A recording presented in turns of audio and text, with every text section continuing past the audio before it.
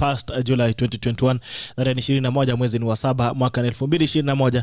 Natumai kwamba uko salama, umeamka vizuri na uko tayari kwenye Siasa Wednesday. Siasa Wednesday ni show ambayo tunakupa nafasi ya kuweza kujumuika kwenye siasa yako ya Kenya na uongozi. Tuweze kujumuika katika mazungumzo ya siasa na uongozi. And this is Tackle begins now. Lakini kama kawaida lazima tuende mbele za Mungu tuombe. Alafu kirudi tunakuja kuwapa salamu zenu. Niko na jamaa anaitwa hapa Peter, akana majina zingine ngumu. AMUNGA hanya langa bandu vosi pepepe mshalo shino. Iko kwa ID ama? Iko kwa passport, ID ni kidogo. My passport. Hao watu unaleta show asubuhi general wamevuta nini? Kakamega ni mbichi kabisa. Kama waliongeza petroli. Hebu rudia tena majina. AMUNGA hanya langa bandu vosi pepepe mshalo shandai shino. You see, usikuja hapa kuguess vitu na kututishia bro. Najua nilikuwa nataka arudie ndio nione kama ataipata correctly. Kila amerudia akaisema vile amerudia. Haya, pia tuko na wakili AREBA SAMBA, ametupotelea sana. It's good to see you. No, Gerald, mimi sijapotea. You've been missing in action. Kazi ya serikali. Kazi ni ya serikali. Hiyo ni ile kazi. Serikali imekupea kazi. Sasa mimi ni kijana mdogo kwa serikali, mimi ni mtu wa mkono. You're the person of hand. Hapa pale. Haya, daughter of the mountain Lydia Matia amekula kona, ameingia chini ya maji, sijui nini inaendelea pale kwao, lakini ameniandikia ujumbe asubuhi saa 9 in the morning 3 am. Akaniambia I'm sorry I'll not make it. Anyway, watu wa Jubilee na kieleweke itabidi mmejipanga kidogo kwa sababu looks like things are not going on very well. Anyway, so tutapiga show na jamaa wa ANC hapa Peter akalapakanga. Whatever jina wajutu wa mkusalapa ANC party na jamaa wangu hapa wakili AREBA SAMBA, mtu wa yellow wheelbarrow. Kodani ya wheelbarrow. Haya, Peter utatuombea leo. Yes, wacha tuombe. Unaweza omba na Kiluya? Baile acha ombe na Kiluya. Yes, khosaye nyasaye papa nyasaye were hakaba oryo muno khunyanga ino gobanefu khubusia khorera mushipindi shino wa khosaya mbu khulinde obenefwe kosko khobola obenefwe khulinde. We pray that Lord you'll take charge, you'll help us in everything that we do.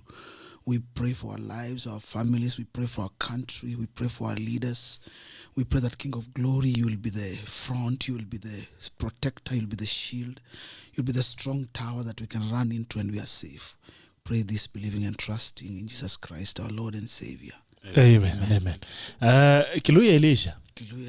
Kiluya ilifika mahali kakwama. Haya, tutaangalia wananchi. Mungu alito continue. Good morning team Tackle, tuning in from Convent United Kingdom. Good to be part of this morning Siasa Wednesday edition. Asante sana ndugu yangu, good to see you. Evan Samoy niko hapo nyuma ya 10 GMC pale Kitengela na kugetting. Haya, asante sana Evans, good to see you. Emmanuel Salem, good to see you my brother. Good morning. I hope you're doing well. Johnson Coach, good morning. Good morning to you bro. Karokiwa Masi watching and tuned in from Kayole. Asante sana Karokiwa Masi from Kayole na Nyeri pia. Johnson Coach anasema tuned in from Britain. Emmanuel Salem, Amucha, Honorable Moses Niganet, mheshimiwa mwenyewe na Jeff Kibiri Red. Asante sana. So Skabeles, good morning to my brother, good to see you. Don Maverick, good morning one and all watching from the CBD. Koech Sevania Limo anasema good morning one and all watching from the Don Maverick anasema watching from CBD. Koech Sevania, good morning General falling from Egerton University. Asante sana ndugu yangu. Ngwambui Masharia auntie, good to see you. Good morning to you. Festus Koroski Kirui live from Bomet. Asante sana. Victor Kibet watching from Afya Center Nairobi. Asante sana bro. Moses Kibet Nyiganeta anasema ameingia ndani kabisa. Anasema morning from County 027 Joel Arama Chairman Diaspora Edition anasema iko ndani. Good morning Jerry at Cleophas. Good morning GB tuned in from Amen. Asante sana. Purity Tanu, good morning all the way from Dubai. Faith Washu, good morning Gerald and Team Tackle, good to see you. Meto Meshak, good morning tuned in from Kelbuhi. John Kibor, good morning from Eldoret. Asante sana ndugu yangu John Kibor, it's good to see you my brother. And I'm falling from Eldoret. Purity Tanu, good morning everyone watching from Dubai pamoja. Asante sana to Dubai. Moses Kotud, good morning. #Tackle Degla Thomas watching live from Nairobi. Rohi Williams V, asante sana sema Nyesaya walinde bitoko. Asante sana. Rebecca AMUNGA mwenyewe. Madam mwenyewe. My love, my sweet. The principal, Riara Springs. This is a powerful lady, by the way. Riara Girls High School.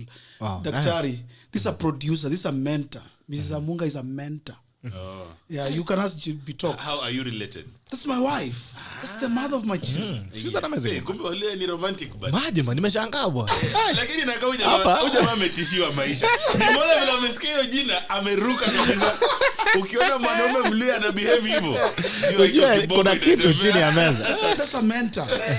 But she's an amazing woman and she's a great fan of the tackle. Yeah, really appreciate her. Yes. Nashukuru sana Madam Rebecca Amunga, salimia Riara. Riara, najua Riara hata mimi ni mzazi pale. Wewe afford bwana. It's 250,000. Yaani unanidharau wengi sana.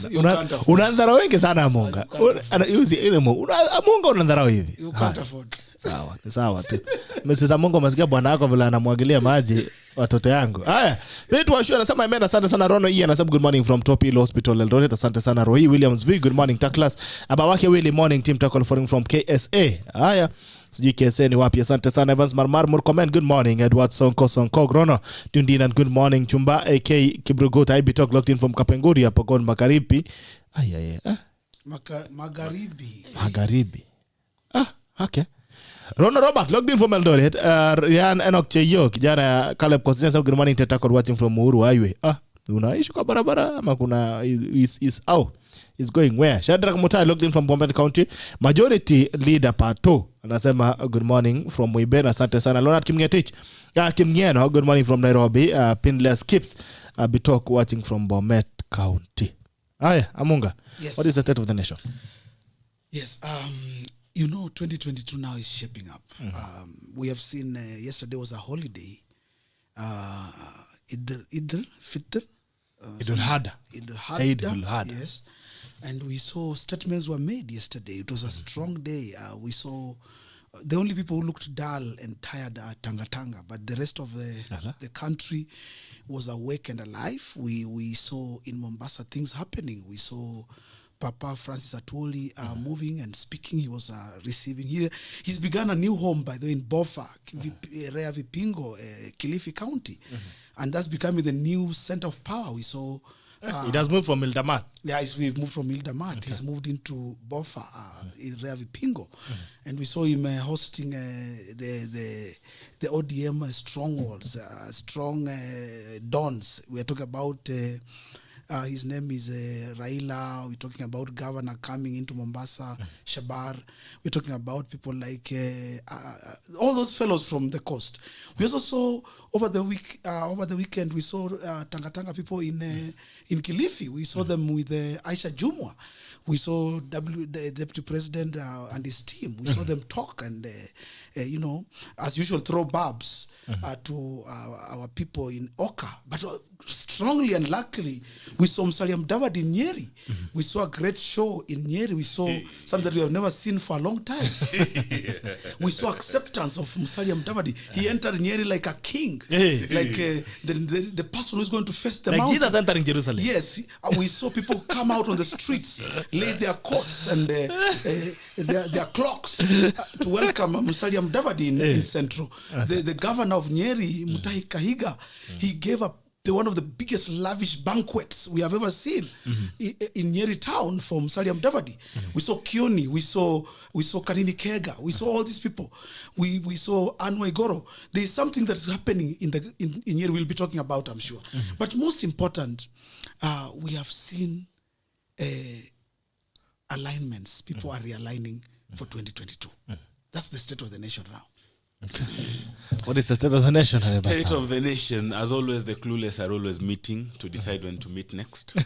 Wale ambao barabara tunajua mahali tunaelekea, we are moving the on. clueless? We are forming alliances with the people. We are not forming alliances with tribal kingpins. Whereas my other people, like my good friend Amunga, comes from a background of ANC. He finds it very convenient to be talking about ODM. It makes me wonder where his allegiance really is. Is he a mole in ANC for ODM? But that is just, they will sort out their own issues. But the point is that the conversation, as I told you the other time, the conversation has changed. Now people are talking about what matters to the people. In one of my talk shows recently, I said that in the previous years, people have been talking about Tibim, people have been talking about Tialala, people have been talking about Vitendawili, until the Deputy President William Samoei Ruto introduced the issue of the issue of economics. Now we see Musalia Mudavadi is talking about economics. Hata tuliona akinunua spinach mahali kwa barabara. hiyo spinach sasa tukaulizana yeye anaishi 7-star hotel alienda akakunywa smoothie ama nini, story for another day. That was a fake photo, by the way. That was not the true photo. That picture was taken in 2013. But still 2013 bado alinunua spinach na alikuwa anaishi kwa hoteli. Okay, let's move on. And we saw WSR buying maize, roasted maize. And he eats it. And this is something he does every day. And we saw Raila Odinga and his team, they are launching what they're calling rural economics. Yeah. Gerald, what I can tell you for sure is that for now, in the coming elections, we are likely to see more value from the politicians. It doesn't matter which side somebody is. We are now talking about economics. We have bottom up, top, bottom, across politics. We are talking about middle out, rural economics. The good thing is that the conversation has changed from the national level. How I wish that as it cascades down to the counties and to the villages, let all politicians start issue-based politics. And this is thank you to one man, William Samoei Arap Ruto.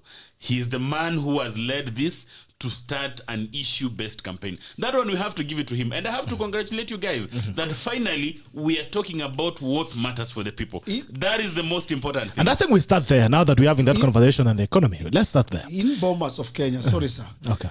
Musalia Mudavadi told, when people were talking about the BBI, the first Bomas meeting one, and my brother, the lawyer, we were with you there. In fact, we were seated almost together. And what I remember that time, the person who spoke first, William Samoei, spoke after Musalia Mudavadi. Musalia Mudavadi stood up and said, the first thing we need to talk about as Kenyans is economy. Number 2, economy. Number 3, economy.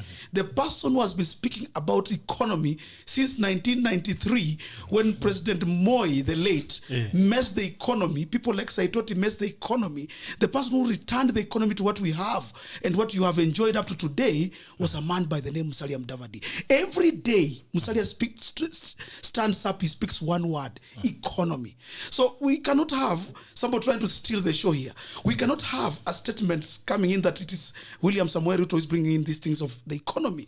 Samoei has been speaking many things. He has spoken things about demeaning the Luyas, saying that Waluya kazi yao ni kuni tutawapanga kama viazi. He has spoken things about Ruto. I mean, Raila has been speaking about TB Mantialala. The only man who has been speaking sense in Kenya all these years has been one man by the name Musalia Mudavadi. So I think we need to get that right as we pick on the show.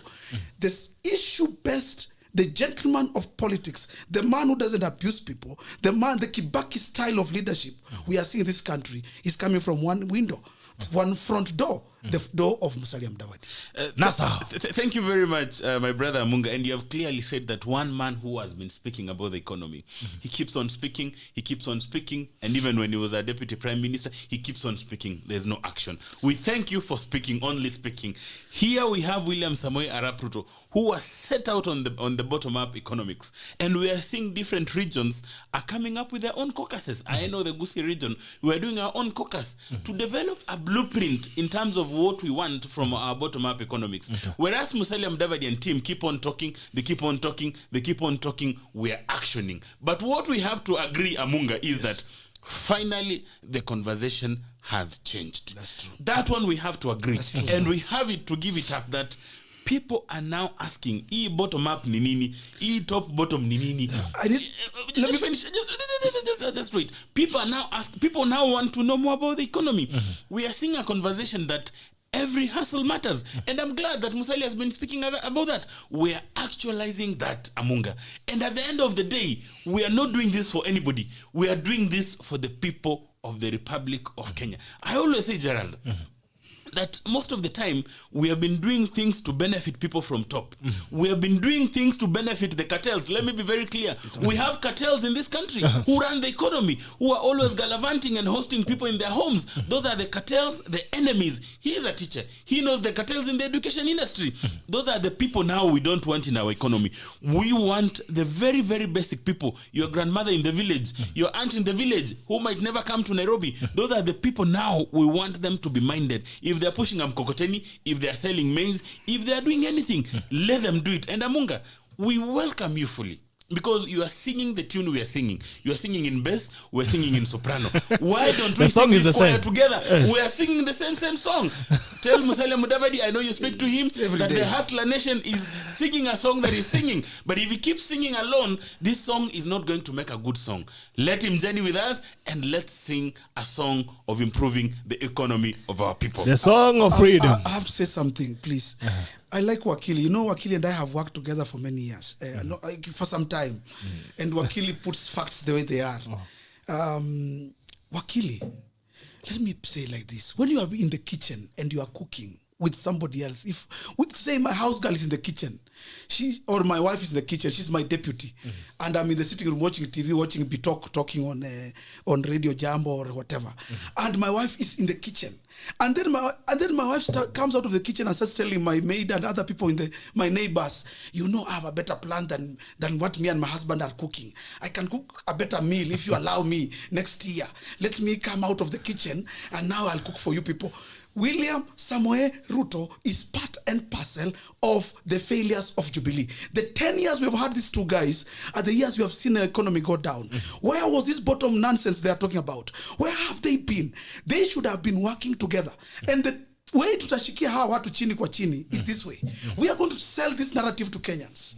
William Samoei Ruto, my friend, my brother, I was with him in the CU. I was a member of the Christian Union at the Kenyatta University. Was in the University of Nairobi. And I want to say this, my brother, and without any bitter feelings, you are part of this government. You are part of this mess we are going through. You are part of the kitchen, the kitchen problems. You and your friends like Wakili here will not come and convince people in Kisii or in Humsalaba or in Eshibinga and tell us that now you will cook better 10 years after you've messed us. Kama mulitumes, my friends, malizeni muende, nini watu wawili, muende. We have better people now who can cook. We will not allow you guys to keep telling us that we were in the kitchen, but now we can do a better job after 10 years of messing us. Hatutakubali. Amutakubali. Now, guys, I want us to start off on that on the conversation and the economy. And you guys, you sing the same song, but I think the tunes are very conflicting. What are you offering on the economic recovery, AMUNGA? I'll start with you. What is it that Mudavadi is offering? Okay. Then we'll go to this bottom up. Yes. He also tells us what is bottom up. What is it? What's it all about? Called an economy that works for all. Wakili, have you heard of such good words? An economy that works for all. How does it? Musalia Mudavadi is talking about an economy. You know, when you talk about bottom up, he'll explain, I'm sure, later. Yes. I don't want to go into it. Yao, ati ni hustler, ati mtu wako chini huku, sijua kuja anyang'aje huyu tajiri, sijua yani socialism. You know, when I did something, when I am a teacher of history, we used to teach something called capitalism, ujamaa, sijui. Hivi tu hawa jamaa wanaongea, ni vile tu lugha inabadilika. Wanaongea kuhusu ujamaa, ile kitu Nyerere alikuwa anafanya Tanzania. Whereby, mali ni yetu sisi wote. Bottom up means, yani ule tajiri, atanyang'anywa yake ile iletwe kwa maskini. Wewe wachana na bottom up. Wewe nataka uniambie yenu. Sasa yetu hii ni kama ile AREBA will tell us about bottom up. Ya Bible inasema, Bible Jesus said, he who has, more shall be added unto him. You see, there comes a time whereby it is everybody. Musalia Mudavadi doesn't want us to steal from this one, to steal from Paul to give to John. He talks of an economy that works for everyone. Mudavadi is saying, if we lower the taxes, because Jubilee Uhuru Ruto government has made taxes, even things like airtime. So, excuse me, listeners. Even things like airtime, things like gas, things like everything is up. Fuel is up. Musalia is saying, I want an economy that works for all of you. What is this thing? This thing that works for all of you is this. First of all, I lower taxes for everybody. I lower taxes for the income tax. I lower pay as you earn. And so that when the taxes are low, everybody is able to participate in building the economy. So this economy, the way it is right now, it favors a few people. The same ways Wakil will be telling us. But when you lower the taxes, when the taxes are low, now everybody in this country, in this economy, will be able to participate. Opening up the economy for everybody to participate. So Kenyans are not paying taxes because they are high? Or? The Kenyans are paying very high taxes. That is denying them. That is why some are now evading paying because they are too high. Others are manipulating ways to pay lower. So the economy keeps on stagnating. Okay. To make the economy work for all, you must start with the tax issue. You must start address the issue of borrowing. Uhuru Ruto government has over-borrowed. Musalia Mudavadi is saying the loans that we borrowed for this have damaged this economy because we borrowed very expensive loans. Musalia has the expertise. Musalia is talking to the lenders already. He's already building. Yes, already they are meeting. You can Google. He has been meeting IMF. He has been meeting all these people, ambassadors from all these countries, the EU nations, and he's coming up with a model whereby even these loans will be given at not commercial rates, but at a rate that is comfortable for us to pay. We will have to get loans comfortable. You see. What Musalia is not saying, which AMUNGA will say, and what Atuoli says, the people who spoiled this economy to where we are the same ones who are trying to tell us they are going to give us a remedy. Na hiyo nayo ndio tunasema, you can't give us poison, then you start telling us, now I want to give you poison. But you have the president in Oka. The president is in Oka. The president? No. He has not yet attended our meetings. So our economy is, we don't want hypocrites. We don't want Wakili and his other fellow hypocrites. Wakili is already a part of government. We don't want him to come and tell us that now I have a solution. I have messed you, now I'm coming to get you out. No. We have a man who has a track record, Kibaki style. Kibaki had a proven record in the economics. Musalia has a proven record. So he's saying, give me a chance, I make you an economy. Not for a few people, not for hustlers to steal from the dynasties, the way other people want to tell us, but he's telling us, I want to make an economy that works for all.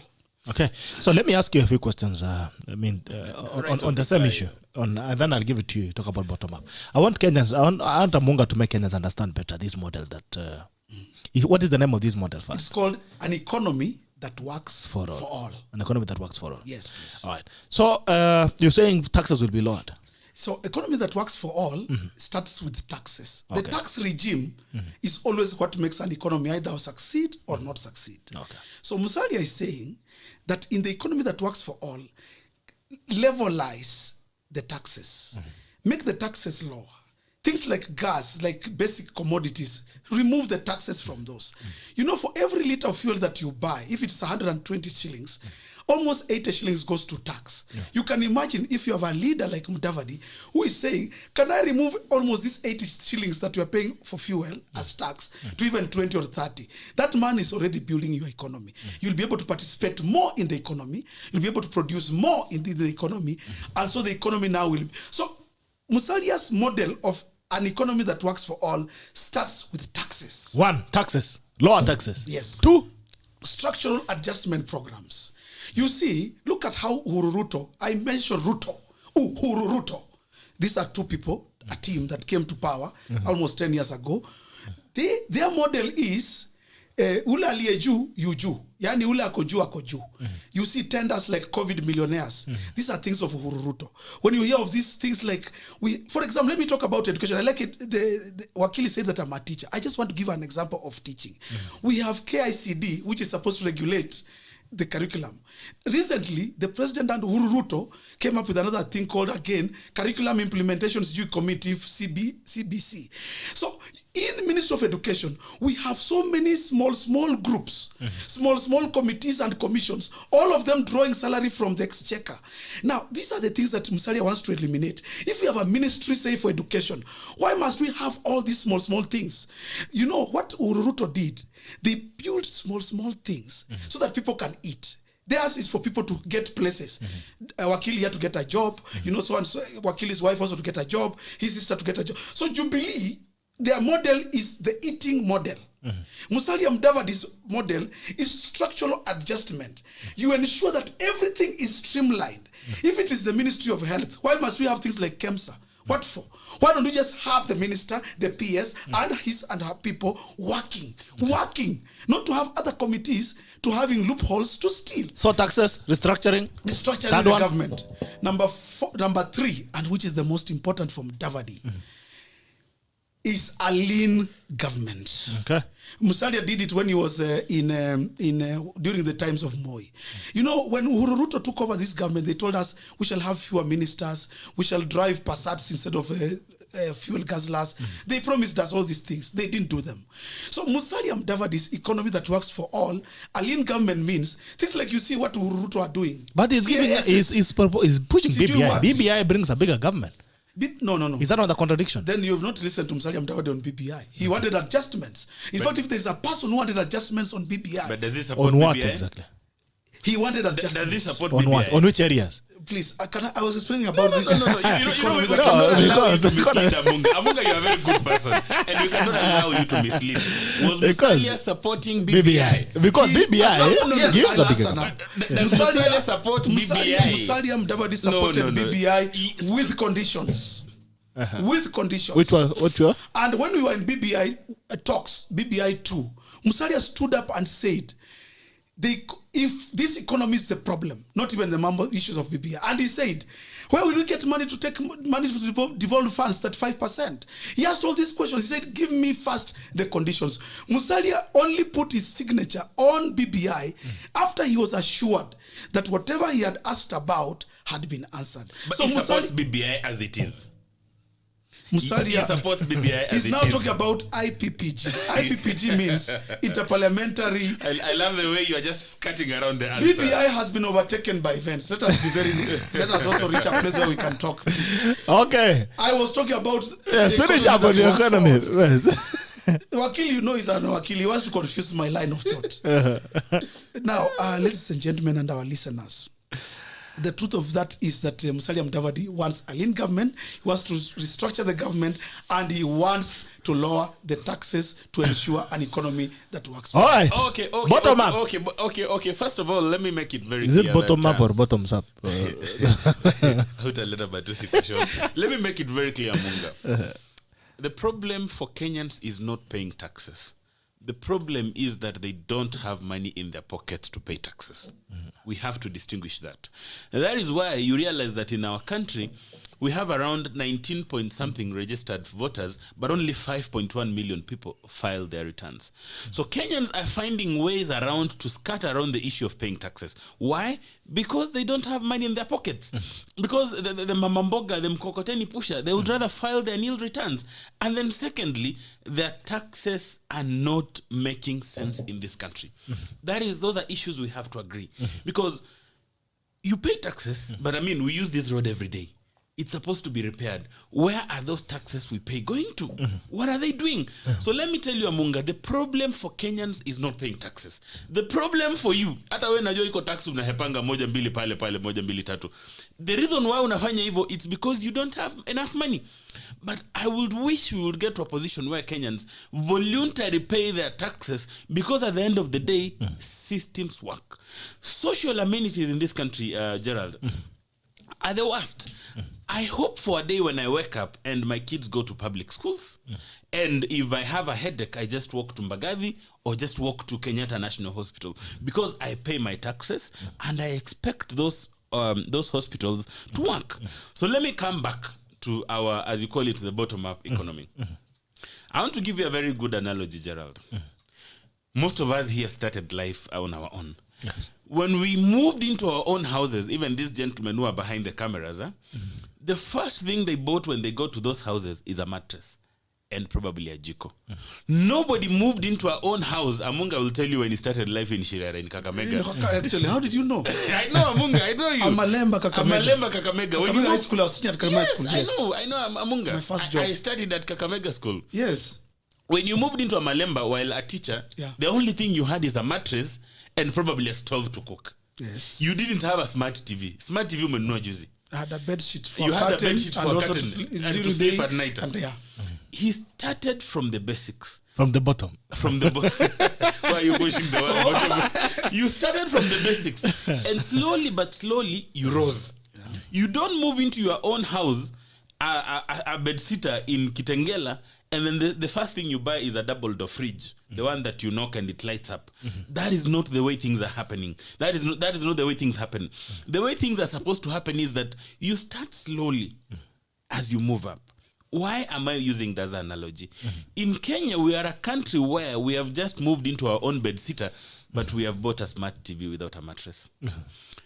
it's not bad that we're having infrastructural development. It's not bad that we're having a highway from JKIA to, I don't know, Westlands. A highway. Is it a bad idea to watch Netflix on the floor? I mean, you can't watch Netflix when you don't have Netflix a mattress. and chill. You cannot Netflix and chill. I love what you're saying. In this country, we are Netflixing on the floor. And when the evening comes, we don't have a place to sleep. The highway that is being built, which is a very Marvel idea. By the Hururuto government. From Westlands to JKIA. Hururuto. From Westlands, can I also don't disturb my thought process? It's a very good idea. But it will only benefit you, Gerald. It will benefit Amunga. It will benefit me. It will benefit Atuoli and the likes. The upper class of the Kenyans. What happens to my grandmother who might never use this? Her basic need is to ensure that the fuel prices are down so that she can get her unga at 70 shillings. What happens to my mother in the village who might never use a direct flight from JKIA to the US, whose only need is the local road to be carpeted and to be in good condition? We have to go back and start with the basics as a country. We have to ensure that the people at the lowest base, they're empowered, their hustle is supported, so that they can rise. We are in an economy, Gerald, where we support people from the top. So how do you do bottom. this, Sorry? AREBA? How is this done? How is it done? What do you mean? What is the structure of doing this? The structure of doing this bottom up is that, number one, how do we ensure the people at the low level? First of all, the first thing is to ensure that the basics are done. And you know, the government assigns money for that. The money that goes to the counties, does it improve the local hospitals? The local schools, are they improved? The local mamambogas, have their sheds been built well? In terms of the many licenses that we collect from them and the many taxes that, can we just abolish them? So that at the end of the day, we don't just look at reducing the tax gap, and when we reduce the tax gap, we are only catering for the people at the top. We have to move away from this issue of always catering for the people at the top. We have So to you want to remove taxes at the bottom? You want them to pay it's not taxes? only or removing no? taxes, Okay. but making life affordable from the bottom as we move up. The reason why I was giving that analogy, Gerald, is that is the most basic analogy of our country. In that we are starting from improving the things from the top and ignoring the basics. Why would we put billions into the SGR, which is a very good idea? When the basic roads in Kibera, when you move around Kibera, when you go to the CBD, I mean, things are not moving. When people don't have jobs, when the economy is struggling, look at the cost of fuel right now. I know you use petrol. Yeah. What is the cost of petrol? And why are we having that bloated cost? At the end of the day, life for the basic mwananchi is strangled. We have to go back and mind the lives of the people. We have to do the basics, Amunga. Amunga, yes. I think you agree with me. We have to start with the basics. Yes. So that today, if you're feeling unwell, walk to Kenyatta. Don't walk into a private hospital which is controlled by cartels. I agree with you, sir. Okay. That's why we are saying... before I get to you, Amunga, the same question I asked what Peter. What he's mentioning is, are all projects by Hururuto. Wale watu tuliimba, Hururuto, tano tena. That's what the things you're talking about. I was part of it. I thank God I left. Because... I will be facing the same predicament that my brother Wakili is now facing. He's preaching a good gospel, only that he's still inside. He's part of this. How do you build a Netflix and I'm still sleeping on the floor? That's why we need an economy that works for all by Musalia Mudavadi. So that if I have Netflix in Madari or Mukuru kwa Njenga, another person also in Karen has Netflix. If I can afford medical care, that means economy for all, my brother Wakili. So, for now, malizeni muende. Now, AREBA, yes, sir. What is the structure of bottoms? I would want to understand because, how does it look like? What is the structure? The structure is very simple. In terms of policy interventions, what are we doing to improve the lives of the people and the hustlers from downwards? Let me give you an example, Gerald. There's these women who sell mboga in the streets. And they are always harassed by the kanjos and everything. And remember, we have designated market areas. Why can't we make use of those designated market areas? Why can't we allocate them decent places to do their businesses from? Why can't we push the small-scale traders? Why can't we ensure that their goods arrive on time? And these many bureaucracies in terms of clearing things at the port, they are reduced. So that at the end of the day, ukioda mzigo kutoka China, wacha ifike Nyamakima within a couple of days. All all these bureaucracies starve people from down. We already have the policy interventions. The problem is that we don't have the goodwill to implement this. And that is why we are saying, when William Samoei Ruto takes over the presidency, we will be moving in to ensure that the lives of the Kenyans, the many Kenyans, from the below, they're improved. So that at the end of the day, it's like a staircase. If the person at the top, his life is improved, it will in turn improve the other person, and it will in turn improve the other person. You guys are giving me a very good gospel. Yes. But both of you are not telling me how this thing will be done. An economy that works for all, an economy that works for the bottom. But you guys are not telling me, okay, how is it going to be done? When I talk about improving the life of AREBA SAMBA, Yes. how do I improve it? How do you do it? How is this money going to get to these people you are saying? I've already told you, Gerald. The problem right now we're having is that there is no goodwill to implement some of those issues. Let me give you an example of the issue of the 35% youth issue. You know that thing by Tender the tender issues. What was the intervention meant to do? The intervention was meant to improve the lives of youths who are entrepreneurs. But at the end of the day, not even Parliament can be able to achieve that. If you look at 2 years ago, the audit that was done, none of the government institutions is able to achieve that. Why? Is it not because Gerald hata wezi peleka toothpicks huko? Is it because Amunga wezi peleka makaratasi State House? It's because there is no goodwill to implement those. And that is why partly we have said, Gerald, that one of the problems we have in the country is not the insufficiency of laws. The problem that we have is that the laws that are already existing are not being implemented. Preach it, brother, and that is why we're saying even BBI. Amen. The things that are being brought by BBI, just talk about the we government. already have them. Talk about, say, the government has failed to provide the structures that allow young people to deliver. Say, our government, Uhuru Ruto government, has failed. Don't go to BBI. When you go to BBI, you are an escapist. No. I'm not an escapist. What I was saying is that we already have the laws. The problem we have in Kenya is the implementation. We have some cronies and tumbocrats and so mama mboga atapataje in pesa? Uhuru Ruto government. Nataka kujua mama mboga atapataje pesa? Mtu wa bodaboda atapataje pesa? Acha Mtu wa nini nikuulize. hiyo pesa itafika? Tutajenga aje kwanza? Umeona mama mboga mwenyako kwa street, si ndio? Yes. Shida yake kubwa ni gani? Kanjo, taxes na bei ya chakula. Sizo ndio vitu ziko juu. Yes. Kanjo wanaharasi yeye, wanarusha vitu zake, si ndio? Yes. I have told you already, we have designated marketplaces which have been taken over by cartels. Do you know Amunga leo wezi enda ukuje na miwa kutoka Kakamega uze kwa market? Yeah. Do you know that right now if you drive Hata to bodaboda Eldoret, wezi tupeleka tu kwa wezi stage peleka hapa. hata bodaboda stage. Siwezi no pikipiki na There's hizo. a cartel there. There's a cartel there. And it's good Amunga is agreeing that Yes. we need to get our cartels out of our systems. Saizi mimi nikienda Kisii nimepanda avocado mingi sana. I come with a lorry of avocados. Naweza kuja nao Marikiti nishindwe kuuza. Not because there is no market, but because that place is controlled by cartels. And we need to remove those cartels and have free market play. Okay. Once mama mboga ako ready kuuza vitu zake huko polepole, hakuna mtu anamharas. Kama ni designated marketplaces, iko huko na anaweza fanya vitu zake. Huko mahali inatoka Kisii, there is a market called Daraja. Yenye imejengwa juzi juzi. Najua Daraja mbili ama? Daraja mbili Yes, market. yes, yeah. A very beautiful market. It is already full, but the people it was meant to accommodate are still on the street. How do you say that? Huyo mama bado ananyesha kwa street. Haizi uza vitu zake. The market is ready, but people are not in the market. The market is even full. Yeah. Because there's a cartel way of handling issues in this country. And those are the people we just want to get rid of. There is a cartel everywhere. Even in the burger industry, even in the matatu. You guys have a last chance. Saizi huwezi chukua matatu Gerald uilete kwa ruti ya Langata. It cannot. Hata pengine itachomwa. Siwezi ingia tu. Haiwezi ingia. So hiyo mnataka kufix. There is a cartel everywhere. We need to remove that cartel. And the question so now, that our wananchi wakuwe free. Wananchi wakuwe na pesa comfort. Gerald, your viewer must want to know Okay, this. I want to give you guys one last chance on this economic thing. I need 5 structural points Bwana, is it a on the thesis you are economy writing? that works for all. 5 structural points. And I also need 5 structural points on bottom up. Amunga. First, you know, And be very careful, I'll don't go to those conflict 5. yourself. I want to go immediately and I'll be very clear.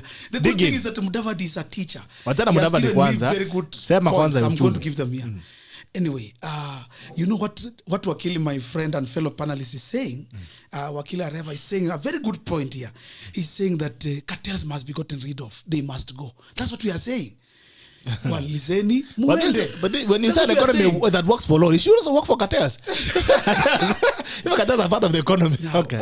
The structural things that which I'll almost repeat. Musalia Mudavadi is talking about an economy that works for all. All means huyo mama mboga, hata tajiri, maskini, all of us are in this country. We are hakuna mahali tunaenda. Hii Kenya ni yetu wa Kenya. We are here to stay. Musalia wants each one of you. If you are a person who is making money like making money like Wakili here, you continue making your money. If you are a mama mboga, you continue making your money. Now, how is he going to achieve this? I want to give it in 5 points, as he says. Also, I have 3. Number 1, reduce the taxes. Number 1, Musalia is talking about punguza ushuru. Punguza ushuru. Okay. Punguza ushuru. Punguza ushuru. So that the taxes are manageable. The taxes that we have right now are very high. Out of your salary, if you get a salary, like me as a teacher, my pay slip, if I'm getting 100,000, 30,000 goes to pay as you earn. So it means I've remained with 70,000. There is VAT, which goes to every item I buy, whether it's gas, it's sugar, it's soda. VAT is 16% of everything that I buy. So you can imagine how much of that is going to everything. Then other taxes that come in, income tax, whatever. All these taxes, Musalia is saying, can we reduce them? If the taxes are low, more people will participate. We'll reduce the cheats. People are cheating to evade taxes. Now, taxes, punguza ushuru. Number 2, Musalia is talking about punguza mizigo. Punguza mzigo wa serikali. Mzigo wa serikali is something that Moses Kuria, nowadays a Tanga stalwart, who was bought and he doesn't seem to know now, he's confused. When this man, Moses Kuria, started talking about punguza mzigo, he had the point. Punguza mzigo simply means cut down the wage bill of government. But how can you punguza mzigo while you support an expansion of the government? I mean, AMUNGA. No, I don't know when you say about supporting government. Musalia Mudavadi has made expansion it. Of the no, executive. he's not supporting that. Musalia questioned BBI on that issue. No, but he said he wants to unite the country by bringing in everybody. You know, BBI had strong points and you know, it cannot be 100% clean. Those areas that you're all raising about expanding the government, about how money will reach the county governments, Musalia was very clear. He said it. He voiced it. Those were major concerns in Musalia. He said, these things are impossible. How do we do this? Yes, so let alone they mzigo. met him, punguza mzigo. Sorry, you are derailing me, my brother. So, punguza mzigo simply means cut down the government. The current Uhuru Ruto government has made this government so bloated, so big. We have this, like in Ministry of Education Ministry, we have got almost 10 people working at a district level doing the same job that even one person could have done. These are the things that we must reduce. The problem with the Uhuru Ruto government, ilikuwa serikali ya kukula. Kuna mgongo yangu, ni kukune mgongo yako. So what these fellows did, all their friends and their baggage and their girlfriends, they made sure they came into government. They had looked for them posts, CAS, what. These are things that are unconstitutional. Musalia Mudavadi's government will reduce that kind of nonsense. We will not see these things that my brothers Wakili here and his government have been doing to us to give their cronies jobs. We will have a lean government. Punguza serikali. Number 3.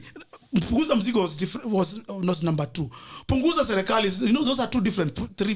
Punguza mzigo and punguza serikali. Punguza mzigo is different. Punguza serikali is different. Now, let me talk about punguza. The one I've been talking about is punguza serikali. Punguza mzigo is this. These are the burdens that wananchi are carrying. These burdens that Musalia wants to reduce is things like healthcare. You know, we talk about these people in ministries will, in the Ruto government, keep on lying to us. Somebody called Magoha, for example. Ataambia wazazi, and then school fees is paid. When parents go there, they discover there's nothing like school fees. It's paid. The principals send away the children. Fake news from government officers will be reduced by Musalia Mudavadi. Fake news from Ruto government, such that Musalia is an honest man. So punguza muzigo wananchi by giving them the truth. PR games that Ruto government is specialized in, whereby they're able to lie to Kenyans. We shall give you laptops, we shall give you free milk, we shall give you maize. All these things of Ruto and their PR games must stop. And who is going to stop them? Ile serikali inaitwa an economy that works for all. All of us must sit on the table and agree. Okay. Number 4. Involvement. Imebidi tu ajaze tu. Hata ajaze. Involvement. Hata itabidi umejaza. Mwananchi involvement. Whereby Musalia wants all of us to be involved in this government. Musalia doesn't want a few people sitting in a boardroom and deciding for us what to do. This serikali ile inakuja 2022, the 5th president of this country, Musalia Mudavadi, is telling Kenyans, I want all of you to participate in running the government. You are going to advise. If you are in Makueni, you're going to tell us, what does Makueni need? What is the way forward for Makueni?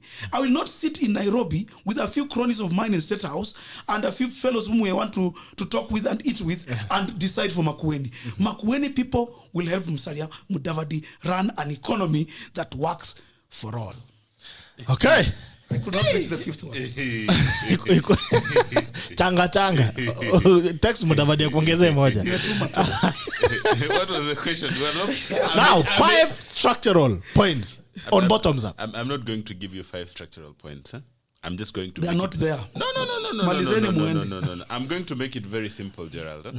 Because this is something we don't have to make it complicated. No, it's not about complicated. I mean, it's not about complications. It's I'm just going to make it very simple in terms of the reality of implementing the bottom-up approach.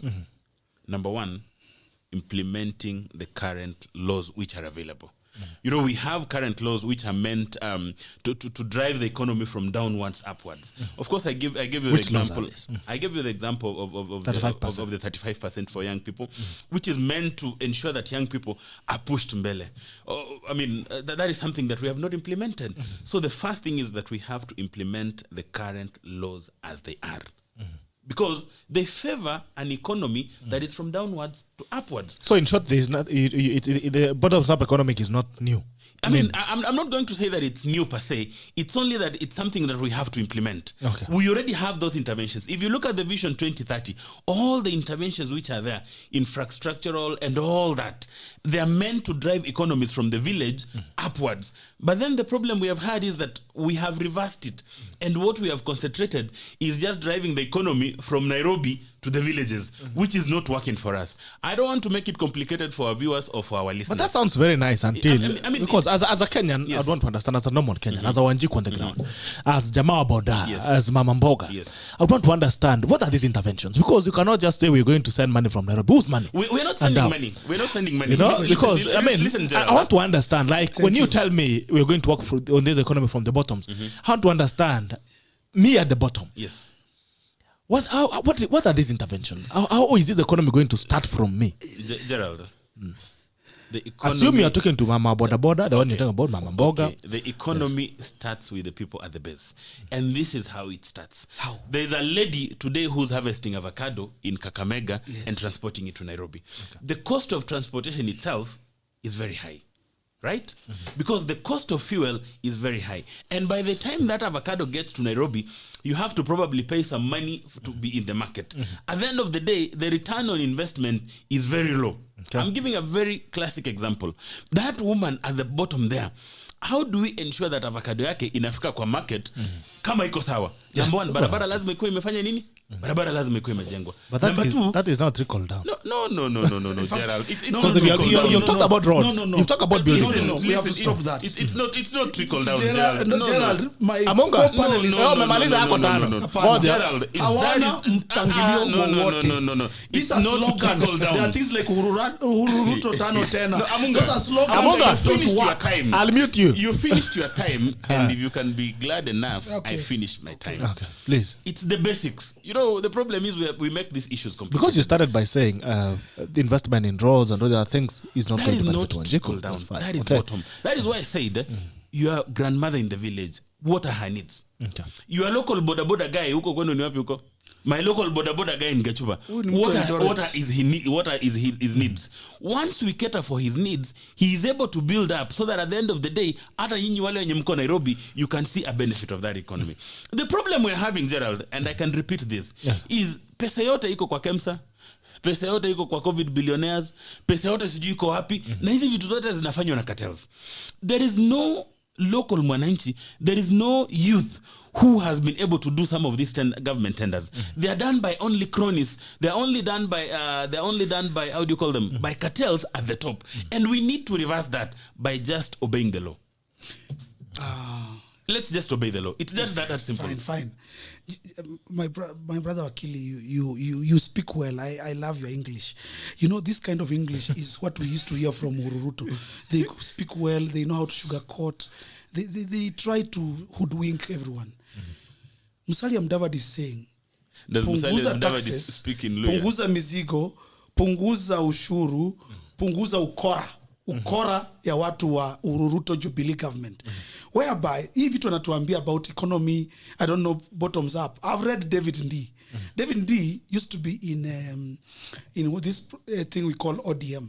He's one of those fellows you heard talking about secession of this government. He's one of these funny guys, revolutionists. He's nowadays working with my brother Wakili to push the hustler narrative. And David Ndii will tell you, when you read David Ndii, you try to read everything. You know, he's just the way Wakili is talking about. You don't really get to know. When they say bottom up, wanamaanisha nini? Let me tell you. Now, I want to tell you what bottom up is. He has not told you. I'll tell you. Bottom up, ni njia moja. But how can you know bottom up? You're not I've been with him. He knows I work with him. I've worked with him. So he has told you about bottom up? I've heard from his friends, David Ndii and the rest. Okay. These fellows, this is a narrative meant to confuse the hustler nation. It is a slogan. When you say bottom up, ule mtu wa huko vichorochoro anafikiria sasa wanasema mimi. Mtu akisikia bottom anafikiria ni mimi sasa nitapata nafasi ya kufanya nini? Kutawala uchumi wa Kenya. I'll be the one controlling the economy of this country. The truth is, you as a person kwa pale mashinani, you elect a leader who goes to parliament. All laws, all rules, tenders, whatever, vetting of government officers. When Musalia takes over, I'll be vetted to be a CS. And you can be sure, I'll not be vetted by people in the villages. I'll be vetted with people in parliament. There is nothing like bottom up. The economy cannot start from the bottom. The economy is controlled from up. Anywhere in the world. I mean the fish starts rotting from the top. The head. Let me finish. I have to say this, my brother. Let me finish. I mean, we can't say that you confuse people. No, I have to tell the hustlers everywhere in the world, the economy starts from the base. You cannot start an economy from upwards. A wrong leader will give you wrong things. So the economy must always start from the fish starts rotting from the top. This economy has not been ruined by the common mwananchi. There is a man called Muhisa Kitui, MK. I don't like him because he's dividing our votes in Western Province. But let me say this. He said something on TV one time that I really liked. This economy has always been working for the politicians. It is time now that Kenyan economy starts also working for the common mwananchi. Now that word is what you needed to say. The bottom up should have been this way. How does this economy work for common mwananchi? But that is the conversation we have had. That is what I've told you already, AMUNGA. No, my brother. You are saying that we reduce the cartels. We do what? The cartels cannot be reduced by mwananchi. When you reduce the cartels as a government, who are you empowering? Yes. Who are you empowering? So that cannot be done by Uruto government. They are the founders and makers they are the creators of cartels. The problem also is that umeleta kizungu mingi na catwalk. And that is why you really struggle to fill a page because lazima uweke majibu. I try to make it very simple. That the conversation we are having is how do we ensure that the person who's working right now to industrial area is able afanye hustle yake ile 300 yenye anapata asinunue unga 140 anunue unga 70. That is the conversation we are having. How do we ensure that the boda guy is in a shed somewhere akikimbisha mtu akirudi bei ya mafuta si bei yenye anakunywa saizi? The economy cannot be led from the top, AMUNGA. And I want you to go and just look at your economy. I'm Googling. I'm actually on my phone here. An economy cannot be controlled from the top. An economy lazima ikuwe na base yake and it has to grow. Because look at the factors of production. Look at agriculture. Where does the labor come? The most hardworking people in this country, by the way, Gerald, and the least. Why? Yeah. Do you know that? Yes. And that is the conversation we need to ask ourselves. How do we then revert that? That's it. And I've told you, yule mama mwenye ana harvest avocado, AMUNGA minute, yes, yule mama mwenye ana harvest avocado nini in Sehendu. Yes. hii avocado anauza moja na shilingi 3. How much do you buy an avocado? You buy it at 40 bob. Who gains? Mtu ana shamba, mtu ana gari, but because yako Nairobi ana control marikiti, he or she earns more from that avocado. And that particular woman mwenye ameharvest avocado, ameipanda na kuichunga, earns 3 shillings from that. And that is why Amunga, yes, we have to have a conversation. And I'm glad we have to have a conversation on how then do we improve the lives of the people who work hard the most, but earn the least. You see, you are putting it very well. Nimeona mambo ya uchumi ni ngumu kidogo. Hatutamaliza. Hapana. Ndugu, you are raising the questions that we need to hear. Actually, what he is saying are very truthful things. How do we do? He's asking the question, how do we do that? And that is my question. And I've asked you guys severally, how do we do it? See, he's not answering it, and that's how all of you are not answering. I've answered you very well. That's why Tanga is failing. Tanga has good slogans. Ruto always had good slogans. Mbele ni mzuri, sijui mbele iko sawa, sijui nini. All these slogans are good, but how to achieve those slogans is always the problem. Laptops, sijui nini, those are sloganeerings. Sloganeerings, no TB, those are not slogans. Now, the issue here is this. Musalia is now saying, reduce the taxes. My friend, that's a way forward. Reduce government, that's a way forward. An economy that works for all. Surely, those are achievable things that can be done. Sack some of these people. Sack CSS, these people. Make them now accountable. Make them lean. Make a government lean. What I'm telling you about tax reduction is not something that is difficult. It's a government that can How do you reduce taxes? It's very simple. How do you add taxes? You are adding taxes because you want to pay for corruption. You have not reduced corruption. Tuoli says, and Papa Tuoli, if you are listening this morning, and I pray for your life, for a long life. Papa Tuoli, you said in Kilifi yesterday, Musalia Mudavadi is talking very well about the economy. Musalia also needs to name the people who have destroyed this economy, so that he tells people, these are the people who have destroyed the economy, and therefore me as Musalia, I'm coming in to clean. I will say it on this show. Golden Bag. Ruto are the people who have messed us. Now, a question for you. Amunga, let me repeat again. The problem in this country is not paying taxes. The people who file their taxes are only 5.1 million. When you say that you're reducing taxes, Gerald, you're only reducing for that 5.1 million. What do you do with the rest of the people who don't have an ability to pay taxes? Why don't we ensure, Amunga, that they have something to do so that at the end of the day, they pay taxes. I mean, no government wants to wasilipe kodi. You know, this model of saying let's reduce taxes is only meant to cater for some of these blue chip companies. The few who are paying. And the few who are paying taxes. What happens to the people who don't pay taxes, Amunga? Who don't have a source of income.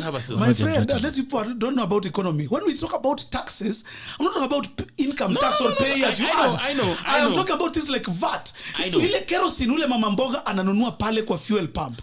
80% of the money ship, kama ni 100 shillings 1 liter for kerosene, 80 bob goes to Ruto government.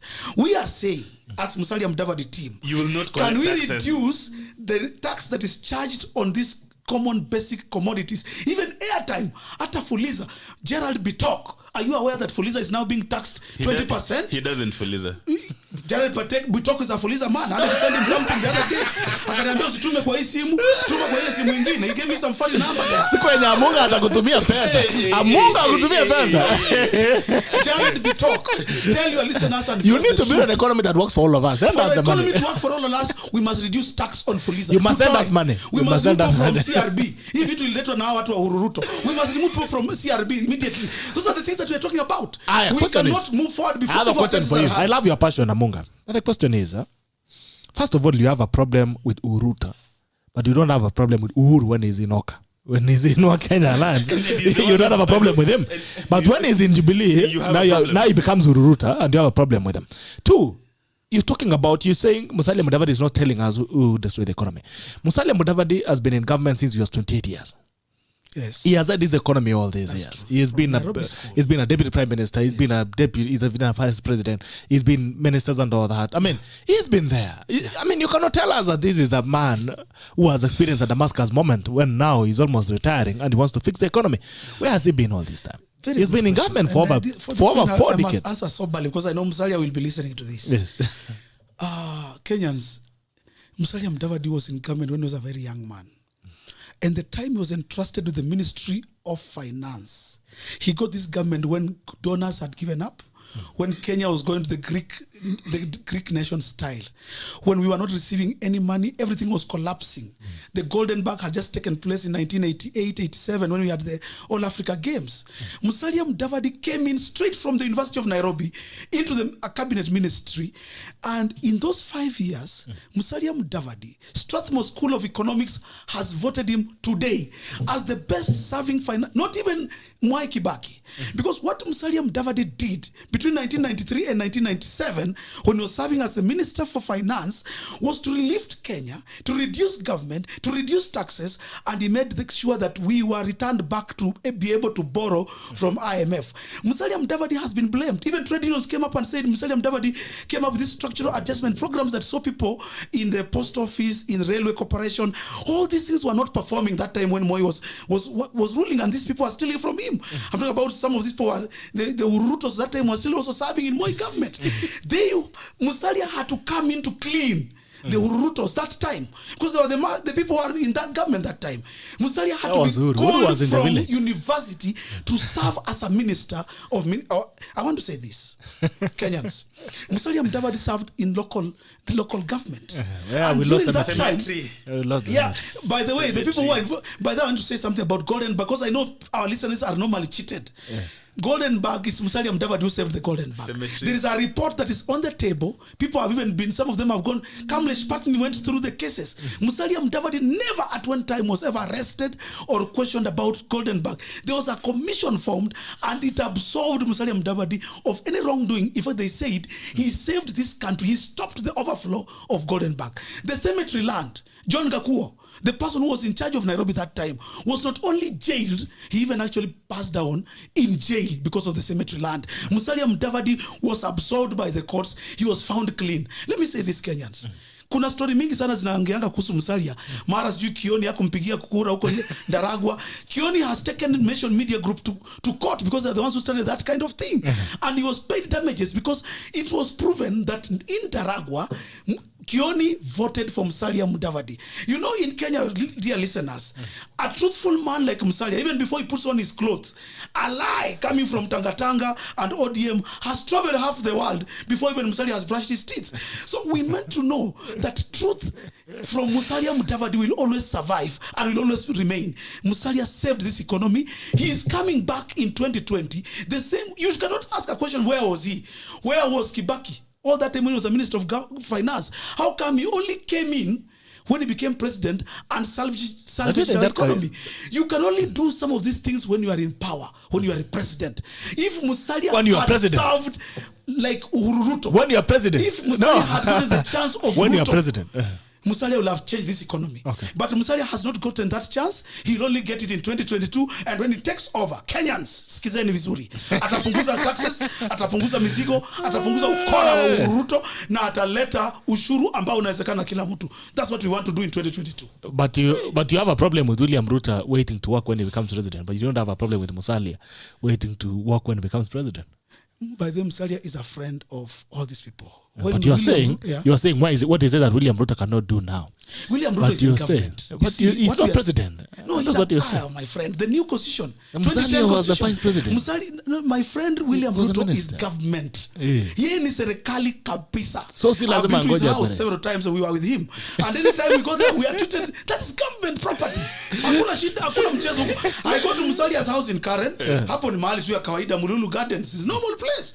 But when I go to Karen to visit Deputy President, my friend, that is government. That's government property. The people who are there are government. They are paid on payroll. That man is government. When he comes to Kakamega, he has come to Kakamega to church. He came to Huisero. He came to Msalaba. And the people of Msalaba saw for the first time how government works when Ruto came. When Musalia comes, he comes like an ordinary man. We want Musalia now as president. And we as lawyers have also said it. You zuri ambayo William Ruto anasikia pale kwa ile state mansion yake pale Karen. We want also one of our sons called Musalia Mudavadi to enjoy. Uhuru Ruto, miaka yenyu 5 inaisha August. Malizeni mukwende. We want new people in government. So utaki Uhuru kwa oka? Uhuru is finishing his term. Same to William Ruto. They are finishing their term. AREBA SAMBA. AREBA. You haven't rejoined. I don't have any feedback. Okay, so what Kenya Alliance? Come back, but wait. 2 issues we fully agree with Amunga. Thank you.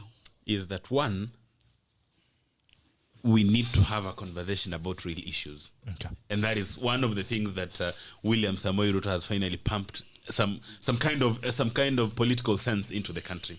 I think that one Amunga agrees with me. That thanks to William Samoei Arap Ruto, we now don't see people over the weekend saying vitendawili, saying kamata sijui nani na mpira. We no longer see that. We now we are here trying to break down economic models, issues that you will never see nowadays. If you watch TV, you listen to radio, different camps are trying to finally we're having a conversation. Finally we're having a conversation. The second issue is that Amunga agrees with me that we have to make life bearable to people at the bottom in this country. I know that one he does not dispute, because he says that life is unbearable to the hustlers of this country. And when we say hustlers, Amunga, it's not like we are owning a group of people and saying now this is a group of hustlers na tumeweka kwa gunia tumefunga ni wetu. I mean, you have cousins, you have friends, you have supporters who are hustlers. When we speak about the hustler nation, which definition of hustler do you want? Ile ya pimp sijui nini? No. I don't have pimps in my life. I don't have. When we speak about hustlers, kuna yule jamaa anakubebanga huko Huisero nyumbani. He's a hustler. He's a hustler. He's a labor. Whatever you mean, kizungu mingi. And you agree with me that their life is unbearable. Yeah. And the only people who are surviving ni watu ya Nairobi, watu ya cartels hapa. And we need to reverse it and ensure that the hustlers are also surviving. Amunga, when we talk about hustlers, we mean also supporters, people who support you. We mean people who support us. It's not an exclusive term when we talk about hustler. Ukisema kuna mtu hustler nini mwenye ako Mombasa, it must be a supporter of William Samoei Ruto. Hustler is a hustler. A hustler is a hustler. Amunga, you have brothers, you have cousins who are hustlers. Hata Amunga ni hustler, bado anatafuta. Amunga si hustler. Umesikia mshahara yake hapa? Umesikia anakata sijipay as you earn yenye inatoshana mshahara ya mtu. $50. Amunga is not a hustler. Mtu mwenye anaongea na atoli. Haya, watu wa YouTube. YouTube, Grace Kamau, good morning. Peter, good morning to you. Martin Warui, good morning to you. David Akero, morning Gerald. All issue at the issue-based campaigns. Laptop stadiums, 500k per year jobs are still issues. It's all talk and no action. We cannot vote in these thieves. Wamaliza wakwende. Grace Kamau, the guy is not able to explain himself. David Akero, seriously, is this Wakili in government or opposition? Ruta is in government. Hi. Okay. John Gerald Bitok, this discussion will not yield the answers for the questions you are asking. It's like having a talk with with Manu and Arsenal. These guys will make noise. They don't know what is economics. Okay. All right. Fredrick Juma, Bitok leo umewanasa explain hii maneno yao ya economics. What bottoms up means, and also Amunga to explain how that economy Musalia ones will work. Now tupe examples or else they are blabbing. Okay. Let's come on. Bitok, these two guys are not able to answer your questions on economy. Grace Kamau, the guy is everywhere. All right. Fred Juma, Bitoka watu waelewi ni nini wanasema. They're just saying what happens every day. Meaning history ya watu ni maneno tu. It's beating about the bush. Leo umewakamatia chini. Fredrick Juma says good work Bitoka Sante. Just more. The bottom up economy approach is neither here nor there. These are the same thugs looking for power to enrich themselves. Grace Kamau, Bitok, change the topic. These two guys are not able to explain economics. Okay. Vision Total Football Kenya, the guy from the UK, and I be talk watching from London. The tackle is fire, get fire extinguisher. Hapa ni maji tu na maji ya ndoo. Fredrick Juma, uliza Samba, what will they do so that huyo jamaa anatoka Kibra akienda industrial area anunue unga, sukari, mafuta kwa bei nafuu? Swali kwako Areba. David Akero, reading between the lines, it's safe to conclude these UDA people are socialists and communists.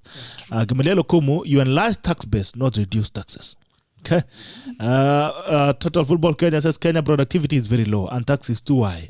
A fit for purpose progressive tax system is a must. Put more in the pockets of the poor. Restructure fiscal structure. Martin Warui Jalal niko hapa waiting for bunge. Asante. David Akero, at Gamaliel Okumu, you enlarge tax base while reducing taxes. You have to do both. Madina Nami, this guy is acha too. A new topic maybe. Haya. Tusonge kwa siasa. One Kenya Alliance had a meeting yesterday. Acha nione kwanza hapa watu wa Facebook ndio wasilia sana. Ashton James anasema life is hard with the normal mwananchi. Our economy is hitting different level. Our hearts are bleeding. Cheges Bera some good morning guys following from Upper Hill. DC Chemjor. Good to see you. Thank you. Serious people, there is issues. Solomon Kirwa 2022 will be changed versus Tanga team. Haya. Change the nani hao. Abbas Njuguna Peter, Kenyans have the understanding of the word hustler. Noni Belem so anasema this NC guy is comic relief. Musalia is a good leader, but this Kenya he can't make it without Ruto. Abbas Njuguna in local government because his father was also in local government, not because he was too competent, but a matter of who is who in the country and the power of inheritance. Sebastian Zamodava the power. Sagon Kibla Katama buy avocado here €2. That is about 250 Kenyan shillings, which produce more and export mangoes, avocados, pineapples. Brazil and other countries that share almost the same climate and minerals in the soil export a lot to Europe, USA, and Japan and other Asian countries. While others travel abroad to make business deals, ours are pan-handlers, begging and doing shameful behaviors other than making deals. All right. Yes, Mr. Amunga, have you noticed that every time you talk about Musalia Mudavadi, it's only in the past tense? He did. Yeah. Okay. AREBA, you need to understand taxes, what it means. Amunga scores you on that point. Okay. Mera, and some of the whole political class has destroyed the economy, not Uhuru na Ruto peke yao. The whole political class. Max Kimel and some bottom up is about expanding tax base. Okay. Abbas Njuguna says Peter is explaining the same point, but trying to twist the language. Lara says it's show. Okay. I think there's someone else who had an opinion there. Roy Williams says Munga hakuna dhambi ndogo, yote ni sawa. Dhambi ni dhambi. Okay. Nani hapo kwa jamaa sema One Kenya Alliance has just realized Kenya has no women. Congratulations. Okay, Farid Faraji waiting for bunge. Martin Ngoni anasema tuko locked and I'm just waiting for bunge waambie serikali wape kazi, mambo ya economics waachie economists. Yesterday as usual, yes, they have met again, of course. Musalia Mudavadi, yes, Wetangula, Gideon Moi, Kalonzo Musyoka. Who was missing? No, Uhuru. Charity Ngilo. Charity Ngilo. Okay. Now, secret guest. As the great guest, there's always an empty seat somewhere. Very strategic. And that's the guy that you have a problem with when he's outside there, when he's not on that seat. But when he's on that seat, you become a pamba. Anyway, Amunga. So, AREBA. So these guys met. Musalia Mudavadi, Kalonzo Musyoka, Wetangula are saying, fine, we are ready to forge another alliance, collapse NASA officially. But one man, Gideon Moi, is saying, no, wait, guys. We have an agreement with Jubilee that runs to its end. There seems to be a lot of haggling. Mara Oka is dead. Yeah. That is, Gerald, that is what happens when you don't have an agenda, when you don't know what you're supposed to do. You keep on meeting and discussing when to meet. You keep on meeting and discussing to meet. I've told you this before, that if you look at that concoction, it's just some kind of tribal chiefs who are trying to come together and do some kind of auctioning for their people. And I mean, there is no conversation they're having. There is no agenda they're discussing as Oka or Koa or whatever members. And that is why we don't want to spend more time in terms of discussing what they met and what they and what they are planning. Let them just continue meeting. Let the tribal chief continue making their alliances. For us, we are more interested in making alliances and coalitions with the millions of people out there who we need to change their lives. I won't spend my time to discuss when they're meeting again. Let them continue meeting. Let the tribal chiefs continue meeting. For us, it's all about the Kenyan people. It's not about wewe toka huko Eldoret na watu yako, wewe toka Western na watu yako, wewe Mudavadi kuja na watu yako, wewe kuja na chama yako. No. I mean, they're having some kind of parties which have a tribal kind of support. Here we are building a party which has a national outlook. Why should we spend time discussing about them? Let them continue meeting. But also in Kenyan politics, AREBA, before I go to AMUNGA, it's very clear in Kenyan politics, historically, politics in Kenya have been run by coalitions. Of course. These and these are the person. I think Uhuru Ruto was a coalition in itself, and that's how they got the presidency. And the question is, where you sit, where William Ruto sits. What chances does he stand working against every other person? Where William Ruto sits, and as I've said before, he has an agenda to build coalition and to build alliances with the people. That is what matters most, Gerald. It's not about sitting in a hotel with 3 other people who tell you now, I control my people from Nyanza, I control my people from Western, I control my people from this and this and this and this. No. That is not what William Samoei Arap Ruto is interested in. William Samoei Arap Ruto is interested in having a conversation with the people. Okay. And that is why you see week in, week out, he is out there having a conversation with people. The people in hotels, the people in 7-star hotels, let them them continue having tea. Let them continue talking because they don't have an agenda for the people. When is the last time uliona watu wakitembea huko kwa wananchi? When is the last time you saw them going out there and empowering lives? There is no agenda, Gerald. And the less we spend time discussing about that non-entities, the better. Hey, Wakili, those are harsh words. You know, Wakili Samba, me and you come a long way. And I'm not referred to you. I'm no, to you're other talking people. of them and it's me. I mean, No. It's not when you about talk about them, you're talking about Musalia Mudavadi. You're talking about me. You touch on Peter a raw AMUNGA nerve. wept. You're touching on a raw nerve.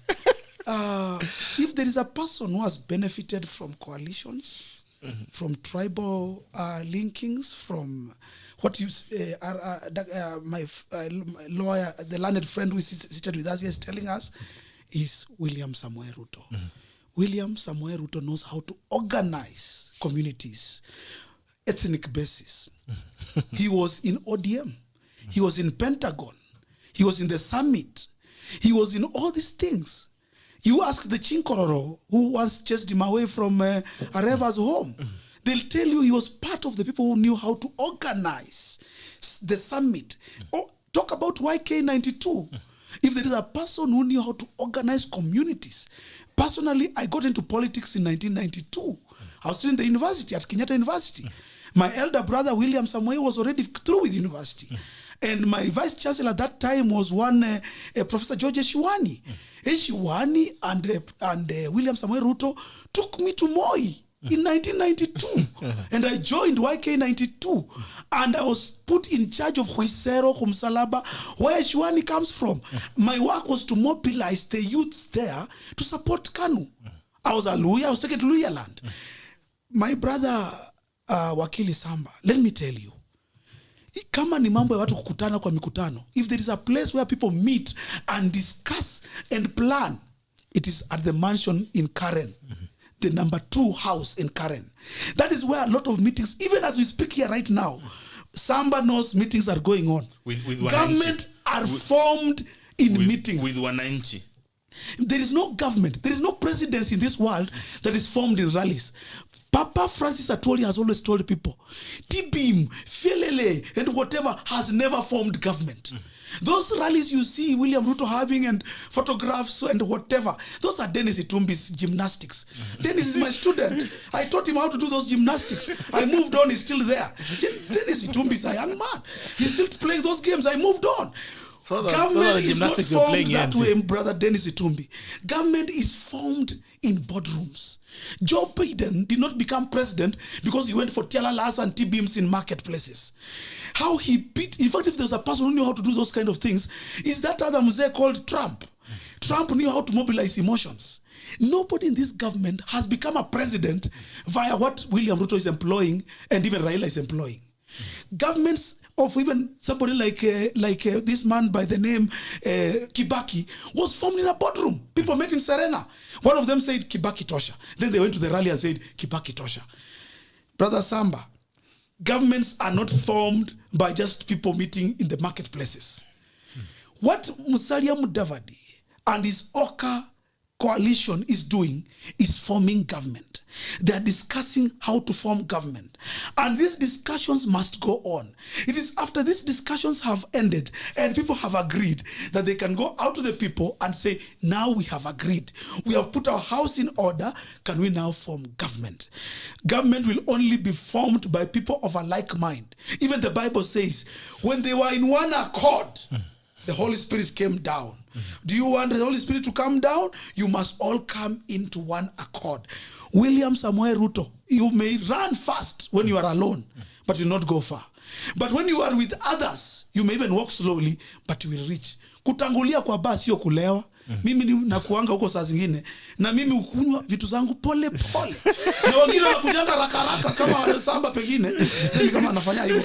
Wanapiga mbia mbili haraka wanaanguka chini, but some of us we take slowly. Kulewa sio kutangulia kwa ba. Hii story mmejua lini? Yeye unasema sasa. We are aware. Musalia Mudavadi has been in these things for a long time. So why has he not become president by those things? He will now become 2022. Okay. You don't just wake up from nowhere and run and become a president. William Ruto has never stood for president. This so is Oka viable? Two questions. Is Oka One Kenya Alliance viable? Yes. It's viable. It is viable. What is the role of Uhuru Kenyatta? Uhuru has supported us. When we had Matungu elections, he told us. So you don't have a problem when he's supporting He Oka? refused to field a candidate for Jubilee. He told us, hapo nyinyi endeni mchukue hiyo kiti. We took. Hawa watu wa kutoka UDA ndio walikuja kutusumbua huko. We beat them hands down. Tukaenda Kabuchai, tukajaribu Jubilee didn't field a candidate. Hawa watu wa UDA wakapeleka huko mtu, tukachapa yeye vibaya sana. Tukaenda pale Machakos as Oka, we had a senator coming. Hawa watu wa UDA walikuja kutunyanyasa huko na Mudhama. Tukawekea tu bibi ya Mudhama, akatandika watu viboko kalikali, wakapotelea msituni. The only place UDA seems to shine are these Jubilee areas. But otherwise when they come into our regions, tunawanyorosha. Walijaribu pale Bonchari, tuliwanyorosha hawa watu. So you don't have a problem with Uhuru Kenyatta supporting? Uhuru has been part of us. So you don't have a problem with that? But you have a problem with him in Jubilee? Okay. Jubilee, unajua Jubilee haieleweki, kuna kutoeleweka hapo kwa Jubilee. So that's why we have a problem. So hauna shida na Uhuru as a person. Una shida na yeye? Uhuru as a person. By the way, Uhuru is a very good man. But you're saying the economy is bad. You're saying Uhuru has collapsed the economy. Amunga, you cannot just again jump. In the first instance, you have been on record saying the way the economy has been malnourished by Uhuru Ruto. Yes. And then here you are coming and saying that Uhuru is a very good man. And then when we speak that William Samoei Ruto presidency is going to move this country forward, you still come out and say, no, it can't. It has already failed. But, I mean, Amunga, you have to make a decision. And that is the problem with you guys in Oka. You don't make decisions. You don't have an agenda. Just for your information, governments cannot be formed by just calling tribal chiefs in a 7-star hotel and paying a bill of 300,000. That is not the way governments are made. Governments are made by building coalitions with the people who matter. And that is one inch. He put me to task to say that right now as we are speaking, there's a meeting going on at the deputy president place. Obvious. Yes. There is a delegation from Migori right now that is going in place. Those are the real one inch. No. Why not from different places? Why not Kakamega, Migori? I mean, Kakamega. You have been there several times as a delegate from Kakamega. You have been there several times. You should say slowly. You know, I have to clear this. No. Amunga. I will be chased away from Stadium Davao team if you talk like that. Last week you told me, even if you're in Musalia, you still want to see the deputy president for the last time and say that probably you left, but you know your heart is in the Hustler Nation. Amunga, we have already secured the appointment. Please come. Because you speak the message of the hustler. You have clearly said we need to improve the lives of our people. So people visit current residents. People visit to share ideas. People don't visit to ask who umekuja na watu wangapi na umekuja wangapi. I know in your appointment on Thursday tomorrow at 11 a.m. you shall be discussing on how your people are going to be empowered. You are not going to discuss that umekuja na watu wangapi, and that is how governments are formed, by ordinary people like you and me. Ladies and gentlemen, I have to clear this because this kind of thing that we saw also somebody try to play on my governor in Kakamega.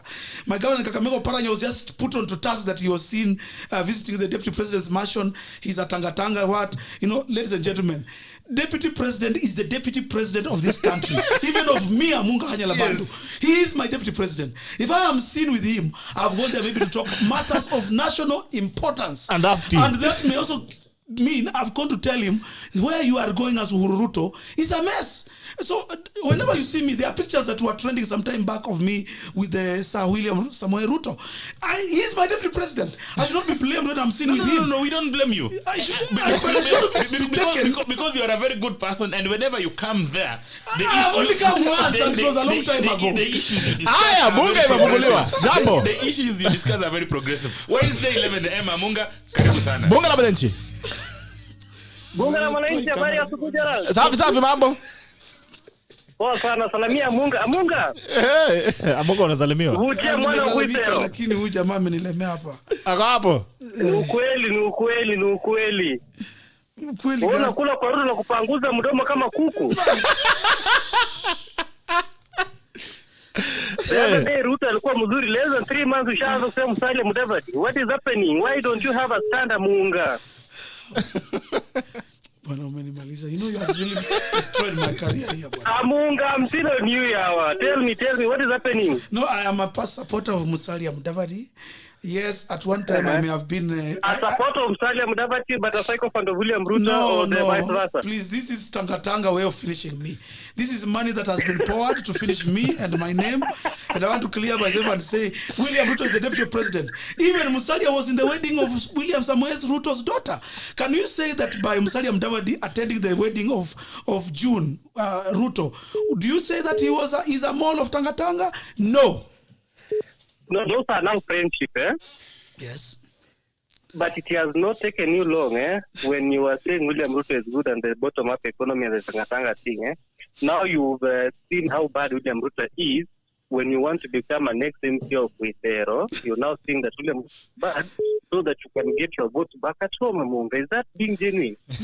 Money has been poured. Just stand on a very good wage and tell us William Ruto is bad because of this and this. From the word go. Asema tu kweli. I have said. Simama tu mahali pamoja, tutakuwa simama tu hapo tujue AMUNGA ako kwa Mudavadi ama ako kwa Ruto. Utapasuka msamba ndugu yetu. Niko kwa Mudavadi ndugu zangu, tafadhali. Tanga are very good at this propaganda surely. I am a man of Musalia. Yeah.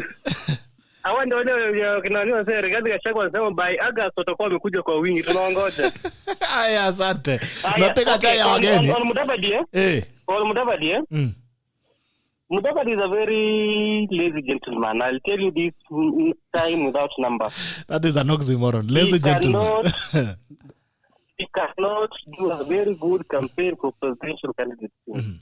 When you remember when he was running in 2013, he never had more than 20 major rallies across the country. You understand? Number two, he has no stand. He has a double speech.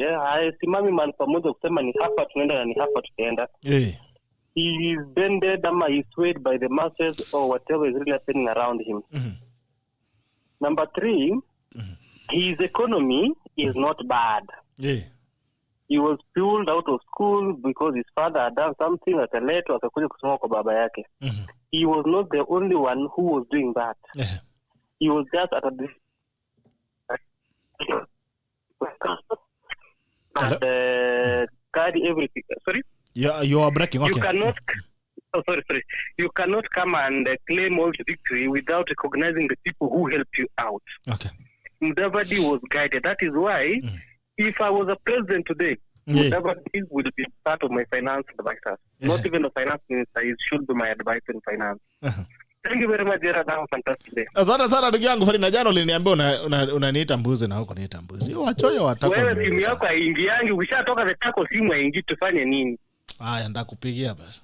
It's never too late to eat. It's too late to do a lot of things. Lakini Shakura. Azama tukula. Kesho ndio inaisha. Haya ndakutafuta. Asante. Haya. Mtamenializa bwana. Siasa. Bunge la Mwananchi 07980010 Bunge la Mwananchi kwazi.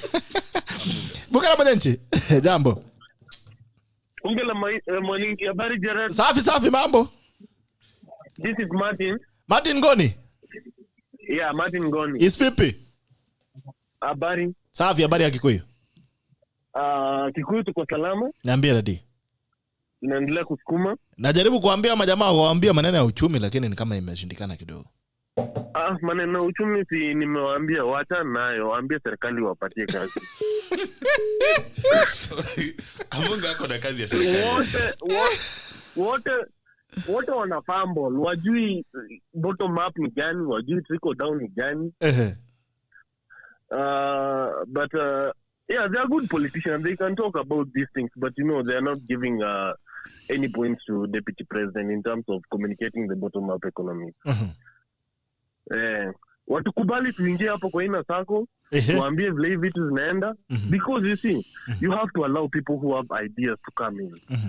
Msiblock watu kuingia kwa hapo so that you can be able to grow the conversation. Okay. But unajua, when they don't allow people to get in there, they won't be helped, because you see the issue is that you have time, and somebody is going to come up with something apart from that bottom up economic, and that will be there. Okay. You see, in terms of Mudavadi, Mudavadi has to go back to Western. First of all, consolidate Western Kenya.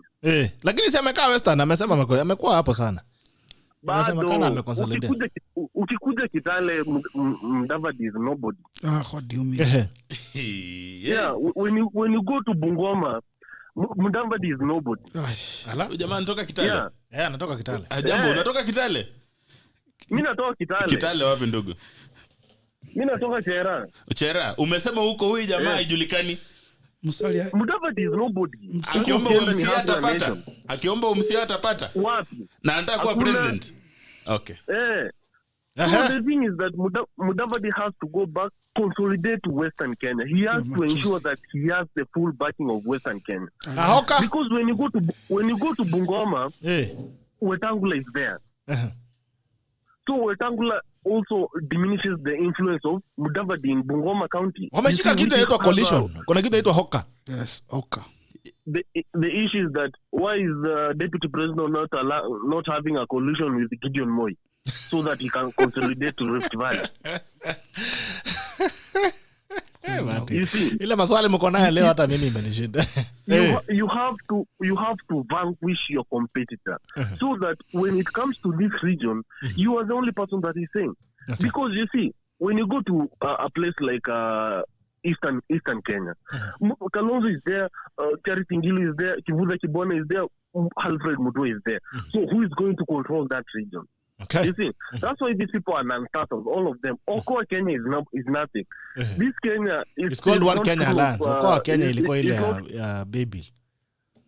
Oka. Even who comes up with something like Oka? For real. In jokers. Walete watu wanajua kufanya publicity wasaidie move the agenda out. Because you see, when you go to this hustler side, hustler nation, bottom-up economics, these are things that have been crafted, and I can tell you that they are going to be able to win the presidency. Because you see, it's about communication. Okay. When you go to Musalia Mudavadi, uchumi bora, what is uchumi bora? You see, Amunga ametuambia uchumi bora. You're talking about reducing taxes.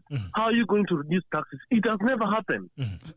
You can only increase the tax base and reduce the control the increase of taxes so that they don't come in abruptly. From time to time, you see taxes are being added every time. You see, those are the issues. And when you come to a country like Kenya, Kenya is a country that consumes. Okay. The only way you can increase your taxes is through consumption. People have to consume. People have to eat. People have to buy things. Because we are not producing anything like minerals. So you see, when these people are talking about uchumi bora, they should tell us about these things. Not kutuambia what are reduce taxes. Taxes might reduce your siku gani. It has never happened. Sana Mato. Thank you so much, my brother. Many of your callers the class. Jambo. Bunga la mwenye ni wa Kenya. Bwana Gerald. Natanga mambo.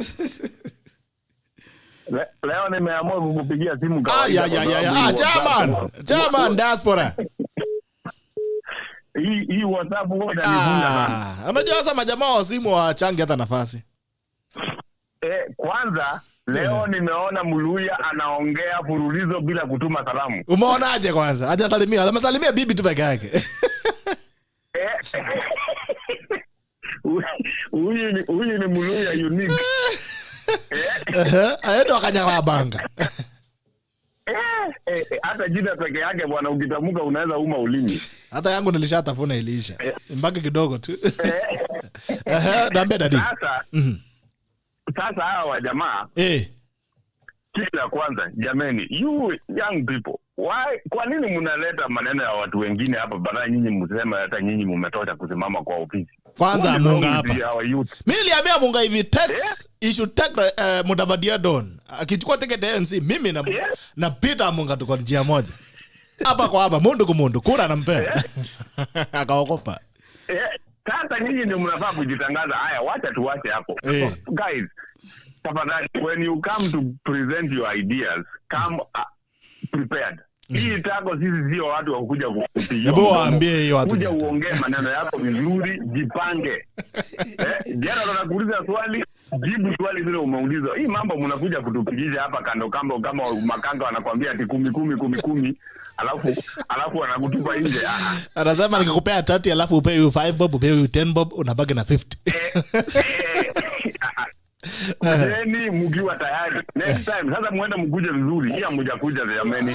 Come prepared and so. Nini hatujafanya? Sasa mnaulizwa maswali mnaambiwa peana 5 points. Mwingine anasema Mudavadi alikuwa. Ala karibu uite Mudavadi hayati in public.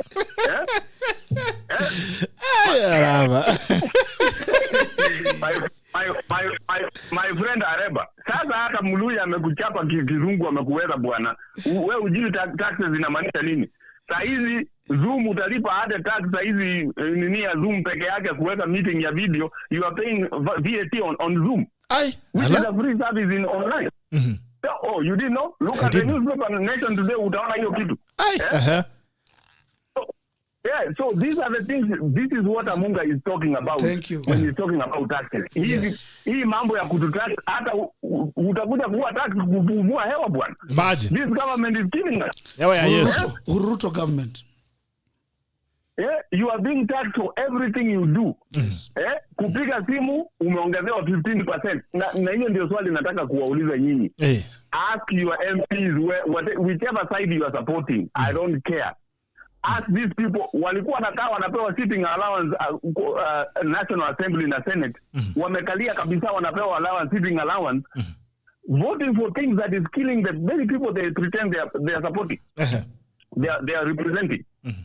So we need to hold people accountable, and that's why you as young people, you need to stand up and call out even your own people that you are supporting. You need to call them out and ask them. Hii mambo ya kuleta watu tu ati kwa sababu wameona, for example, nyinyi na UDM, you look like you are coming up. Now every Tom, Dick and Harry, as they say, wanakimbia kwenu. You are going to gather even the rotten things. Kick people out and be selective on the people you are going to be on your side. Okay. Amunga the same. If you are going to be a serious organization and a serious government that is going to come in, do not take every baggage that is coming around and everybody who moves with the wind. This is where we have a problem. We don't have a stand. We don't have a principle. We don't have a philosophy. If I ask you, let me ask you two gentlemen, Namutaujibu watu. Tell me, what is your leader's philosophy? What is your leadership philosophy for your party? Uchumi bora. Any of you. Uchumi bora. What's your leadership philosophy? Uchumi bora. If you have that, sasa uchumi bora hiyo ni nini? Hiyo ni kama kuniambia Royco ni mzuri kuliko nini? My friend, that is not a philosophy. You need to understand what leadership philosophy is. And that's where we need to start. If you don't have a leadership philosophy, wewe unatuambia unataka kuingia, pata napotea. Haya, usikuaje atakuwa na philosophy tutafuta, si ndio? Yes, we need to save our country, my friend. Now, the only way we are going to save our country is challenge your own people first. All right. And then before you go out. Haya, sada chairman. Thank you so much. Na hii manana One Kenya Alliance unaona kanaenda aje? Sasa hii watu ya jana nilikwambia even from the other time. Hii watu ya One Kenya Alliance, first of all, vile AREBA amesema, hao watu wenyewe hawajijui. Mara muko hapa, mara muko pande hii. Like I said, if you don't have a philosophy, you don't have a direction. Then anything goes. You are just moving by the wind. Na unaenda from one day. Watu ni kama mtu anaenda marikiti asubuhi, anaamukia anasema wacha niende nibadilishe leo mahali nitapata. Okay. That's how they are.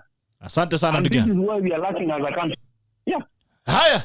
Thank you chairman. That's what edition Arama ameamua leo. Acha tupe matako sasa.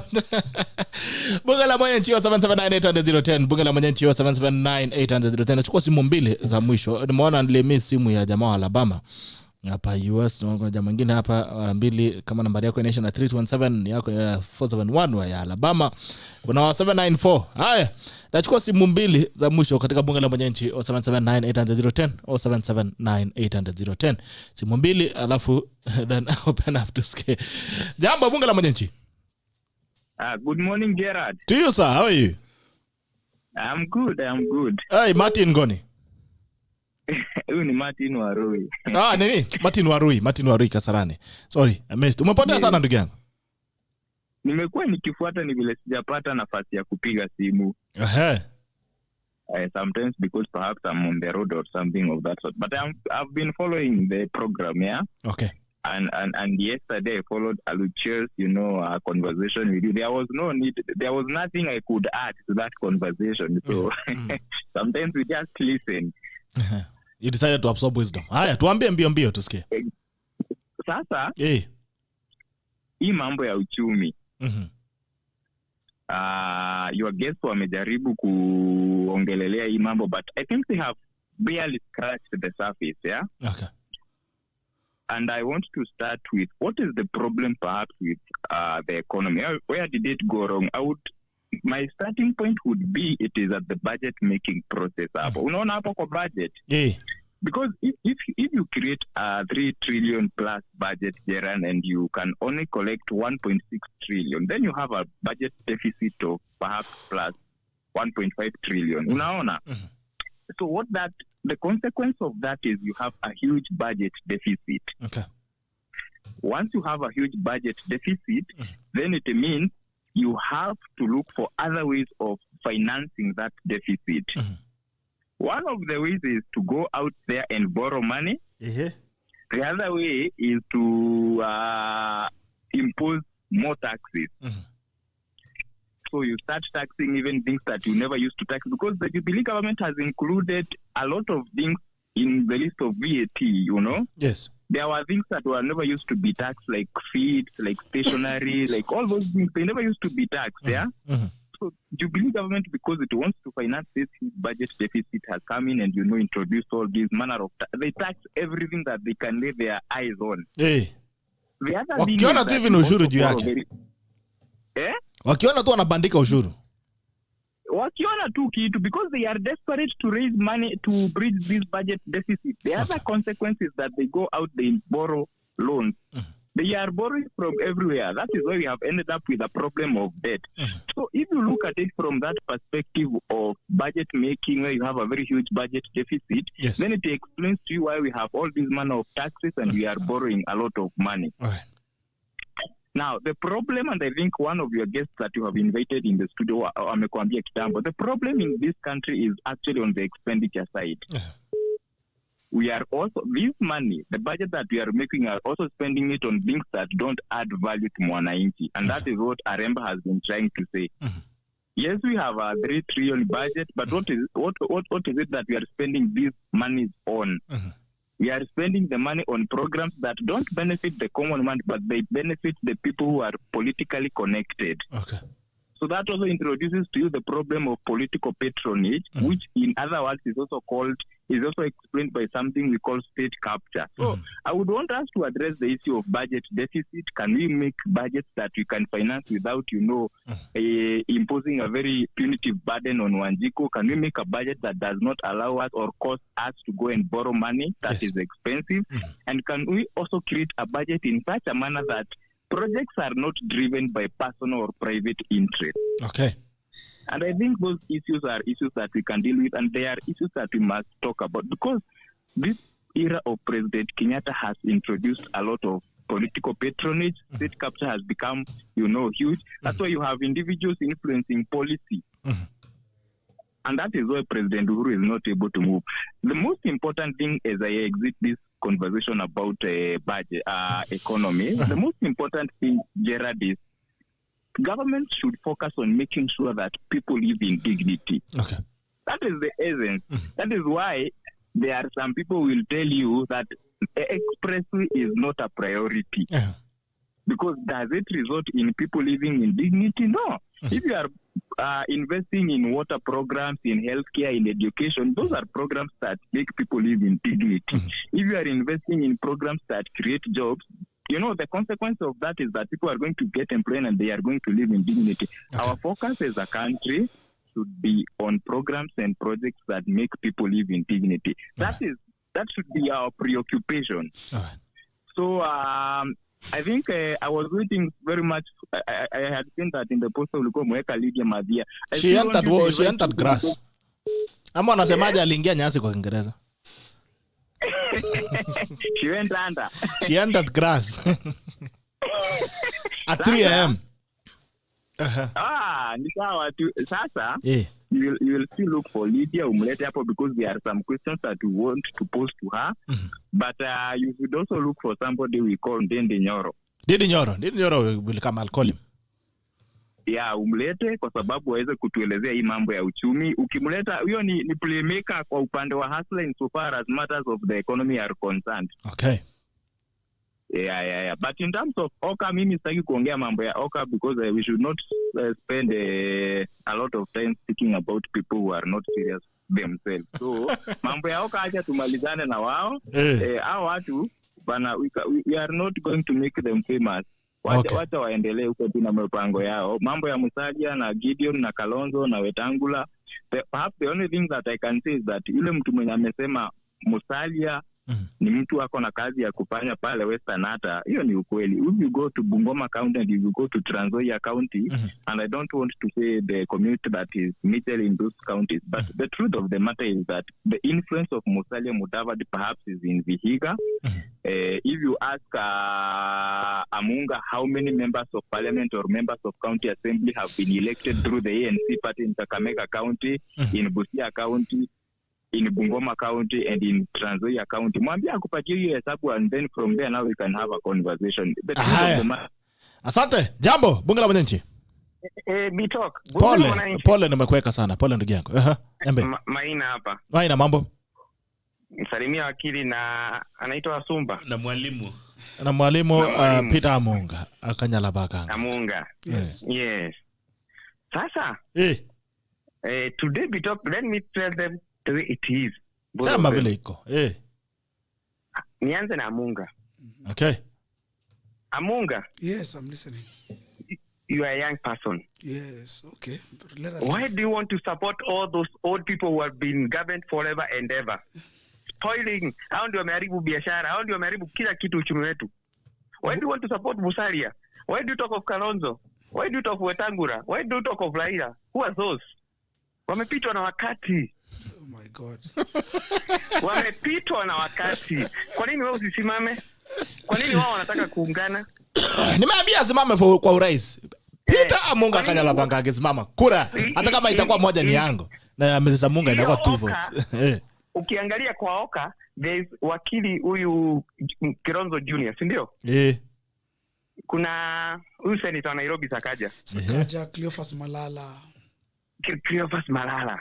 Those young people, we need young and fresh blood, not those old wazes. Tribal kukunzo nyashida kila saa. Oh, my tribe. We are young. We don't need them. You know why Ruto has a lot of followers now? Why?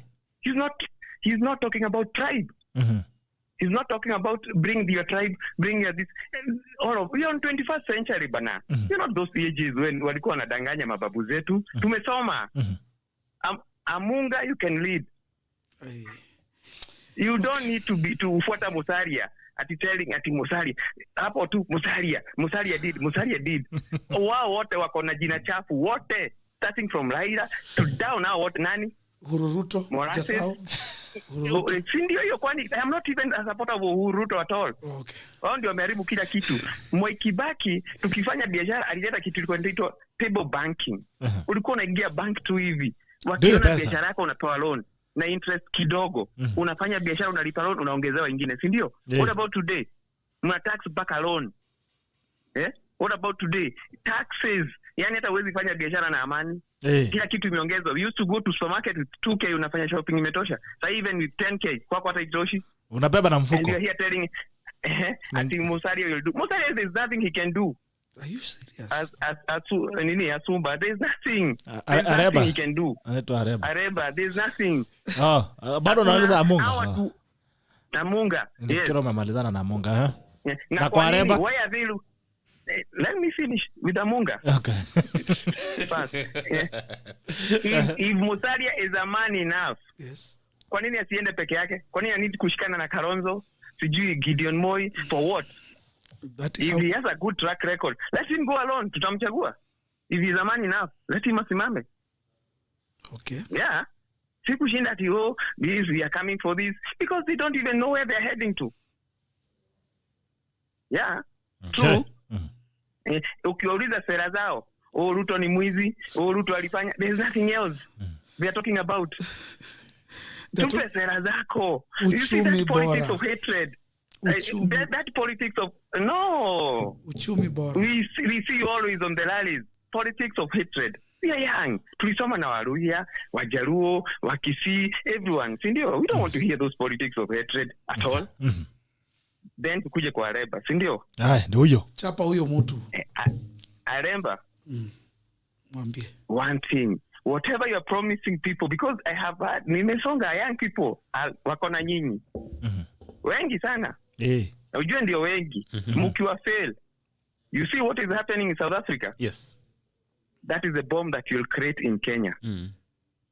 Because that gap, when watu ana kitu kwa mfuko, ana ujenge highway, inasaidia nini? Misplaced priorities. By Uruto government. Yes. Misplaced priorities. There's no utajenga highway hapa, Nyandarua ndio kunauzwa matunda na boga na nini, hakuna njia hata kutoa hizo manini zifike kwa soko, si ndio? Yes. Then enda kwa border ya Tanzania. Unaona tu lori zikileta machungwa nini, kwani Kenya hakuna farmers wenye wana machungwa? Ati mayai inatoka Uganda, si ndio? China.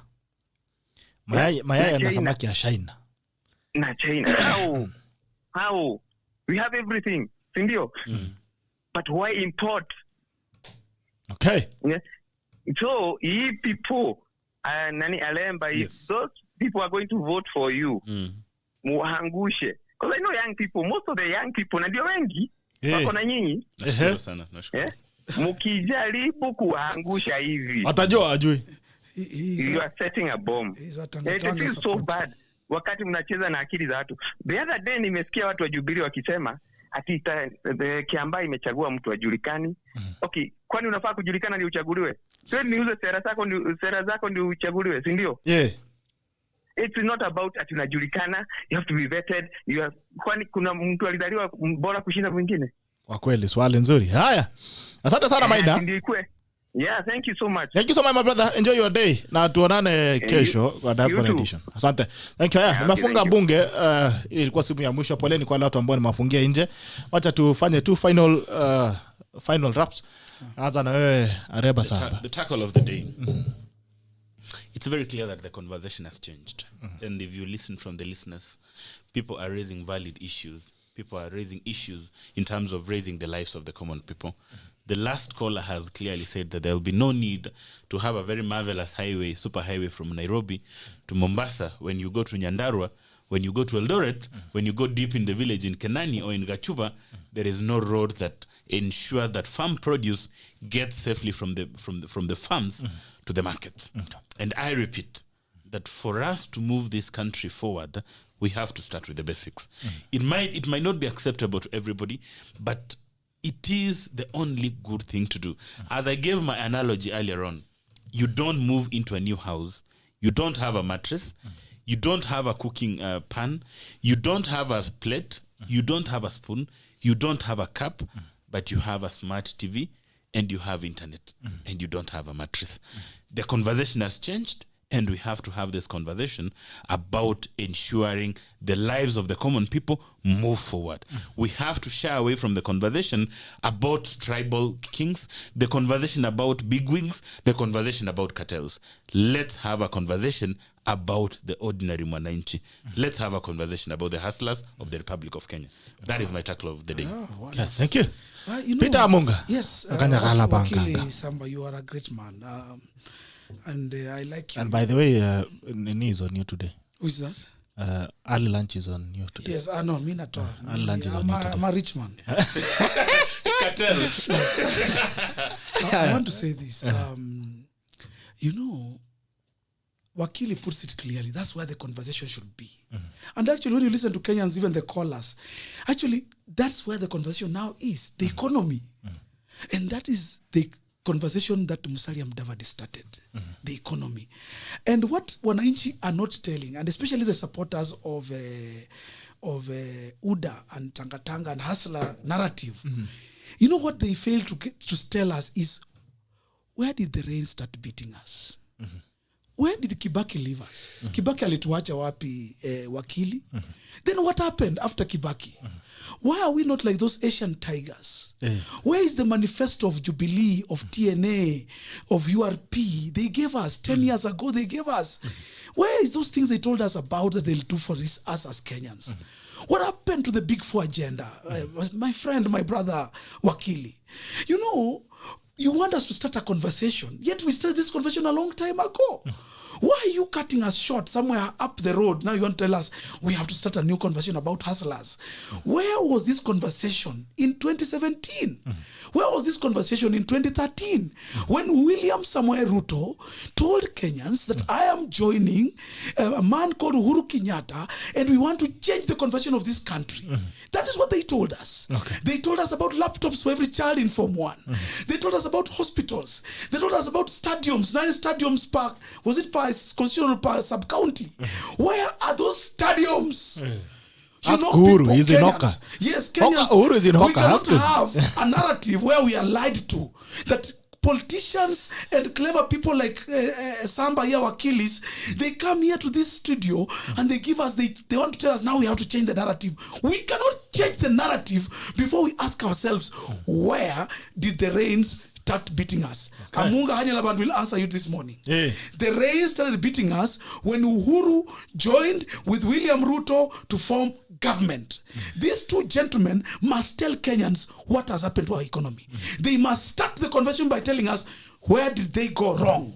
Before they tell us that, there's no business coming to this studio to tell us about reforming this economy. Hawana business. Wamalize wakwende. Now, Kenyans, there is a man called Musalia Mudavadi. He has been speaking about this economy. He's telling you uchumi bora. That is where we need to go. The conversation today is about uchumi bora. We can't have people who spoil the uchumi now come and tell us that they can now tell us about uchumi. Haiwezekani. And to call us, do your research. Where has William Ruto been? It was the tackle of the day. Now you've given us a whole speech. Now you're going into submissions. Umerudi kwa. Just because you are buying us lunch. My friend Wilson Sosian is calling me, but I'll mkubwa nitakupigia. Sosian wept. Nitakupigia mkubwa. Just because you are buying us lunch, Amunga, does not mean you have to lecture us. Anyway, guys, thank you. It's been a pleasure having you, gentlemen. Submission? We are not submission. But you are done. It was your turn. No. It was tackle of the day. Can I just say something? Quickly. One thing. Okay. 30 seconds.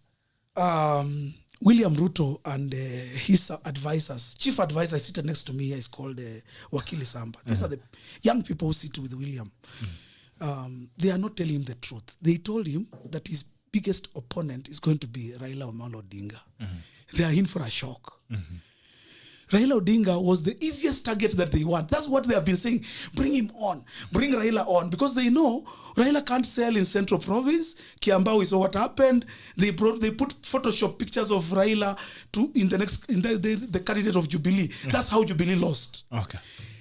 You guys, Hustler Movement, the biggest person you are going to face who is going to beat you hands down is not Raila Odinga. It is Musalia Mudavadi. Unfortunately, you guys did not know. We shall bring him on. We are bringing you Musalia Mudavadi. Accepted by Central, accepted in Coast, accepted in Western, accepted in Rift Valley. Musalia ni Munandi. Mama yake alitoka huko Nandi. We is accepted all these places. Musalia Mudavadi versus William Samoei Ruto. Tukutane 2022. Bodo komodo. Asante sana kanyakalabanga. Mutu wa mokosalaba. Musalaba amane Musalaba. That's my case. Thank you, gentlemen, for coming in. It's been a pleasure. The guys, the callers, and as well the members. Poleni sana. The guys, I see a lot of missed calls here.